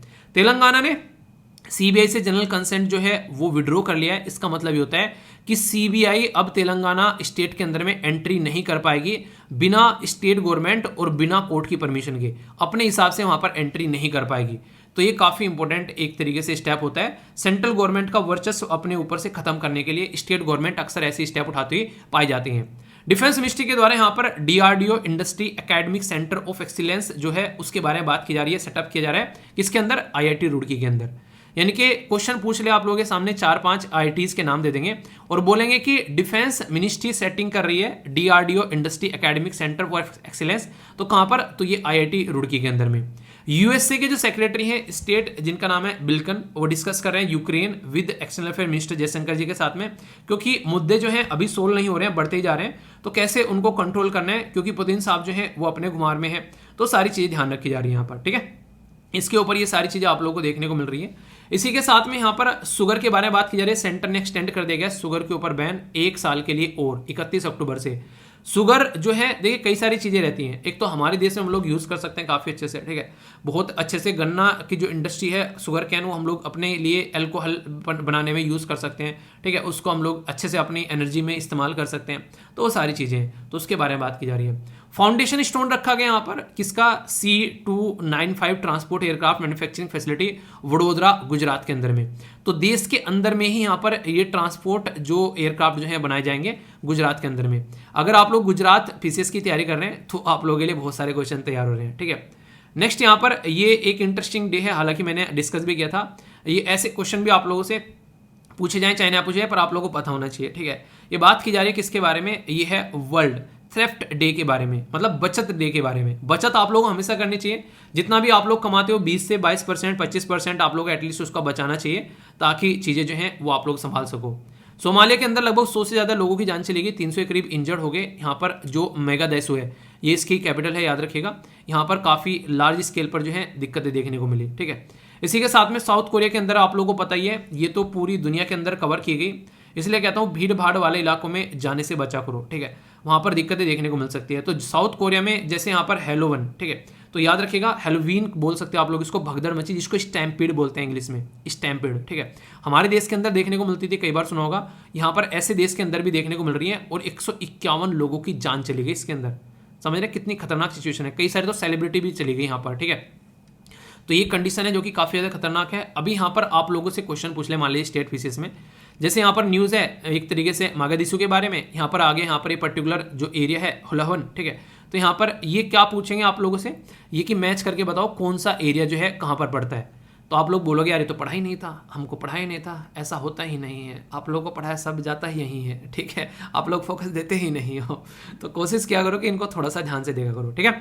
ब्राजील के अंदर में मैंने डिस्कस किया था आप लोगों से लूला डा सिल्वा, ठीक है, ये यहाँ पर आप लोगों को देखने को मिलेगा, ये नए प्रेसिडेंट बन गए ब्राजील के जैर बोल्सोनारो को हराकर, जो कि अब तक यहाँ पर प्रेसिडेंट बने हुए थे। ज्यादा डिफरेंस नहीं है, बहुत ही माइन्यूट से डिफरेंस से जीते हैं, पर लेकिन जीत गए, ठीक है। तो इस तरीके से अगर कोई पूछा आप लोगों से तो याद रखिएगा। लेबनान जो है उसके बारे में बात करें तो प्रेसिडेंट जो है यहाँ के लेबनान के, ठीक है, जिनका नाम है यहाँ पर मिशेल ओन, ठीक है। तो मिशेल ओन जो है वो छोड़ चुके हैं प्रेसिडेंट जो पैलेस है, तो बेरूत जो यहाँ पर कैपिटल है, तो ये भी बेसिक एक एरिया है जो कि आप लोग समझ सकते हैं। ये सारी वो चीजें हैं जो न्यूज में है, और इनसे डायरेक्ट क्वेश्चन आप लोग के बन के सामने आ जाते हैं, फिर आप लोग बोलते हो यार ये तो सुना सुना सा लग रहा है, पर लेकिन है कैसे, ठीक है। बाकी कुछ और बेसिक चीजें स्पोर्ट्स से रिलेटेड आप लोगों को देखने को मिलेगी। इंडिया ने बीट कर दिया ऑस्ट्रेलिया को अंडर-21 मैन हॉकी में, तो ये एक सुल्तान जोहर कप होता है, तो पूछा जा सकता है सुल्तान जोहर कप जो है ये किससे रिलेटेड है, ये हॉकी से रिलेटेड है, कहां पर हुआ, मलेशिया के अंदर में हुआ। तो इंडिया ने ऑस्ट्रेलिया को भगा भगा कर मारा, ठीक है। एजुकेशन मिनिस्टर जो है वो साइन कर रहे हैं फीफा और AIFF के साथ में, ताकि फुटबॉल फॉर स्कूल इनिशिएटिव को इंप्लीमेंट किया जा सके, देश के अंदर में भी फुटबॉल को बढ़ाया जा सके, क्योंकि देश के अंदर से अगर बच्चे फुटबॉल खेलना स्टार्ट कर देंगे ना, तो फिर सारी चीजें जो हैं वो आप लोगों को आगे बढ़ती हुई काफी अच्छे से नजर आएंगी सही तरीके से।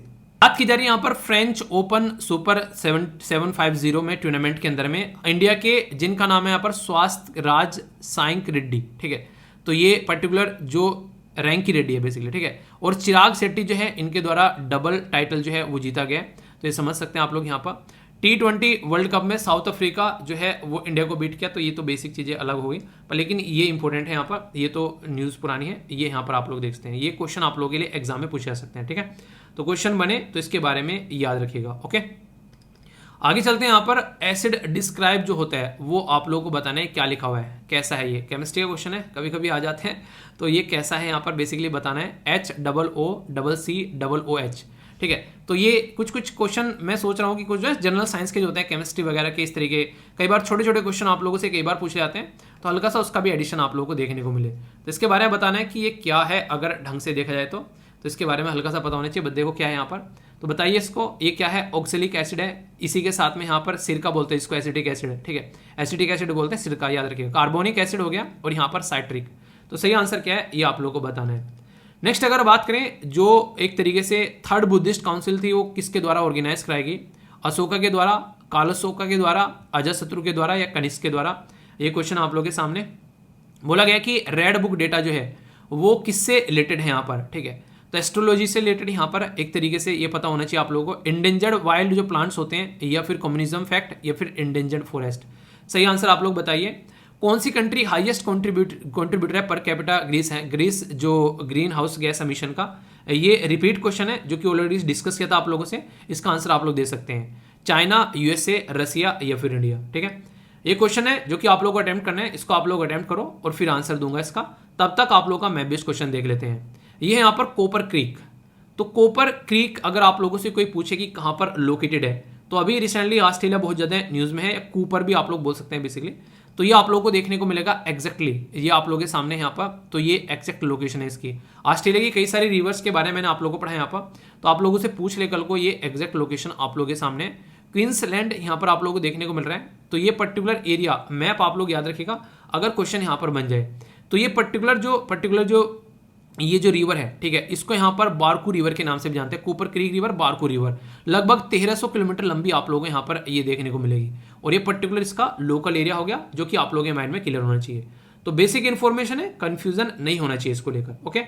अब क्वेश्चन के आंसर देखते हैं। जो पहला क्वेश्चन है उसका आंसर आप लोगों को ए देखने को मिलेगा, ऑक्सैलिक एसिड है यहाँ पर ये, ठीक है। जो बी क्वेश्चन है थर्ड बुद्धिस्ट काउंसिल है, इसका आंसर ए अशोका हो गया यहाँ पर, ठीक है। ये डायरेक्ट क्वेश्चन कई बार आप लोगों से पूछे आते हैं, तो हल्का सा याद रखिएगा। तो ये बेसिकली पाटलिपुत्रा में ये हुई थी एम्परर अशोका के द्वारा, ओके। तो ये कुछ क्वेश्चन आप लोगों से पूछे आते हैं। फर्स्ट और सेकंड के बारे में थोड़ा बताइएगा, हल्का सा जाकर और पढ़ लिया करो जो पढ़ाता हूँ, एक्स्ट्रा इन्फॉर्मेशन। जो रेड डेटा बुक अगर कोई आप लोगों से पूछे किससे रिलेटेड है, तो ये क्वेश्चन पूछे नहीं है, ऑलरेडी पूछा जा चुका है, ठीक है। तो इसके बारे में याद रखिएगा। तो इंडेंजर्ड जो भी वाइल्ड जो प्लांट्स या एनिमल्स हैं तो उनके हैं, इनके जो विलुप्त होने वाले हैं उनके बारे में यहाँ पर बात की जा रही है। तो आंसर यहाँ पर आप लोगों को बी देखने को मिलेगा, ठीक है। बाकी यहाँ पर ये मैंने आप लोगों को बताया था कि यूएसए जो है वो सबसे ज़्यादा यहाँ पर आप लोगों को एमिट करता हुआ नजर आएगा, क्योंकि यूएसए जो है ये खतरनाक है। और ये किस रिपोर्ट के थ्रू मैंने बताया था, ये एमिशन गैप रिपोर्ट जो है वो प्रस्तुत की गई थी, किसके द्वारा याद है ना, यूनाइटेड नेशन इन्वायरमेंट प्रोग्राम के द्वारा। तो ये सारी बेसिक इन्फॉर्मेशन आप लोगों के माइंड में रहेगी, तो अच्छे से क्वेश्चन के आंसर आप लोग दे पाओगे, कंफ्यूजन नहीं होगा, ठीक है। सी सेट का क्वेश्चन है, इसका आंसर आप लोगों को सी देखने को मिलेगा। तो आंसर यहाँ पर इसका ये हो गया, बेसिकली कंफ्यूजन नहीं होना चाहिए, एक्सप्लेनेशन भी है आप लोगों के सामने। और बाकी रिवर हम लोगों ने देखी ली, अभी आप लोगों की डिस्कस की जाएगी वोकैबुलरीज। ये जो पर्टिकुलर वर्ड है आप लोगों से डायरेक्ट आप लोगों को अंग्रेजी बोलने में हेल्प करेंगे, आंसर राइटिंग लिखने में हेल्प करेंगे, एनडीए, सीडीएस, एसएससी, बैंकिंग के अंदर में सिनोनिम्स और एंटोनिम्स वगैरह पूछे जाते हैं, वहां पर भी आप लोगों की हेल्प करेंगे। तो 5 शब्द हैं, एक एक कर इनके ऊपर सेंटेंस फॉर्म जरूर करिएगा। प्रीडिस्पोज, एक तरीके से आप लोग बोल सकते हैं कि एक तरीके से जो संभावना अधिक होती है, यानी कि एक तरीके से कोई भी ऐसी कंडीशन जो कि एक तरीके से चीज़ों को लायबल बनाती है, ठीक है, तो उसके बारे में यहाँ पर बात की जा रही है। तो इसके चलते आप लोग यहाँ पर समझ सकते हैं। तो ऐसे डायरेक्ट शब्द आप लोगों को मैक्सिमम न्यूज़पेपर में देखने को मिल जाते हैं। नेक्स्ट जो वर्ड है यहाँ पर यह है प्रोप्राइटी, जो बेसिकली प्रोप्राइटी, ठीक है। तो यहाँ पर आप लोगों को देखने को मिलेगा एक तरीका डेकोरम बना के रखना, औचित्य बेसिकली यहाँ पर बोला जा रहा है।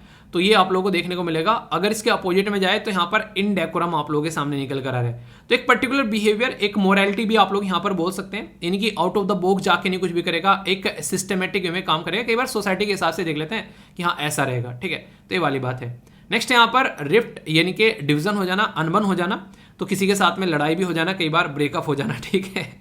तो इसको भी रिफ्ट बोलते हैं कि दोनों के बीच में रिफ्ट आ गया है, तो अनबन हो गई है दोनों के बीच में। तो ये आप लोगों को देखने को मिलता है, इसलिए रिलेशन जो है अच्छे बनाए रखने चाहिए, किसी के साथ में लड़ना नहीं चाहिए, ओके। इंटरेस्टिंग यहाँ पर सिलेक्शन लेना है तो आप लोगों को यहाँ पर अनरिमिटिंग रहना पड़ेगा, यानी कि निरंतर लगातार एक भी दिन ना रुके ना झुके लगे रहना है यहाँ पर। तो ये पर्टिकुलर इंपॉर्टेंट वर्ड है यहाँ पर, याद रखिएगा, क्वेश्चन आप लोगों से बन सकता है। स्क्रूलेस जो है बेसिकली एक तरीके से आप लोग बोल सकते हैं एब्यूजिव, डेरोगेटरी, किसी को ना गाली सुना देना, उल्टी सीधी र्यूमर फैलाना, वो सब चीजें आप लोग बोल सकते हैं। तो गलत तरीके से, एक तरीके से आप लोग बोल सकते हैं गलत तरीके का ट्रीटमेंट, एक तरीके से इररेस्पेक्टफुल, यानी कि रेस्पेक्ट भी नहीं मिल रही है वहाँ पर, पोलाइट नहीं है, यानी एक तरीके से लड़ने झगड़ने वाली चीजें आप लोग बोल सकते हैं एक तरीके से, तो जो कि नेगेटिव माइंडसेट यहाँ पर क्रिएट करके जाती हैं। देखो होता क्या है, देखिए जब चीज़ें आप लोग समझने लगते हैं ना एक तरीके से, ठीक है, तो आप लोगों के अंदर जो ये इस तरह की चीजें हैं वो कहीं ना कहीं आप लोगों को कम होती नजर आएगी। तो ये अपमानजनक भी आप लोग बोल सकते हैं, गंदा या डर्टी बोल सकते हैं इसको। तो इतने सारे शब्द आप लोगों के सामने, मैं आप लोगों से रिक्वेस्ट करता हूं कम से कम एक सेंटेंस तो फॉर्म कर लेना यार, ये तो बिल्कुल मिनिमम हो गया इतना तो कम से कम कर ही लेना, ठीक है। आई होप कि आप लोग पार्टिसिपेट जरूर करोगे। बाकी क्वेश्चन जो मैंने आप लोगों से पूछे थे शानदार तरीके से यहाँ पर आंसर दिए गए, जो मैंने आप लोगों को बताए थे एसएलवी कमांडो यहाँ पर सानू के द्वारा। तो यहाँ पर ये इंपॉर्टेंट पर्सनैलिटी मैंने आप लोगों को अभी बता भी दिया यहाँ पर, जो कि नए ब्राजील के प्रेसिडेंट बनकर आए। तो कोई भी डाउट इनके बारे में नहीं होना चाहिए। और फिर से यार वही बात बोलूंगा, अगर जिंदगी सही तरीके से आप लोग एंजॉय करना चाहते हो ना, तो अपने आप को एक डिसिप्लिन में लेकर आओ। डिसिप्लिन सबसे ताकतवर पावरफुल टूल है। अगर आप लोग डिसिप्लिन में आना स्टार्ट हो जाओगे तो सारी चीजें आप लोगों के हिसाब से चलना स्टार्ट हो जाएगी। अगर डिसिप्लिन में नहीं आओगे तो कुछ भी आप लोगों के हिसाब से नहीं चलेगा और आप लोग हमेशा नेगेटिव फील करता हुआ नजर आओगे। तो आप लोगों को डिसाइड करना है कि जिंदगी किस तरीके से आगे लेकर चलनी है। मैं आशा करता हूं कि अपने दिन को अच्छे से लिखोगे। और कौन सा आर्टिकल सबसे बेहतरीन लगा, क्या कुछ आज नया सीखा, एक बार उसको रिकॉल कर लेना और कमेंट बॉक्स में भी जरूर लिखना। अपना टारगेट जरूर लिखा करो जो भी आप लोग अचीव करना चाहते हो। तो all the best to all of you for the day. अच्छे से दिन को एंजॉय करना, आपका दिन शुभ हो और अच्छे से लाइफ को एंजॉय करो और हेल्दी बने रहो। तो मौज लो, रोज लो, नहीं मिले तो खोज लो। नेक्स्ट लेक्चर मिलता हूं, तब तक के लिए बड़ों को नमस्ते, छोटों को प्यार, छोटी सी लाइफ एंजॉय कर। मिलता हूं नेक्स्ट वीडियो में, तब तक के लिए जय हिंद।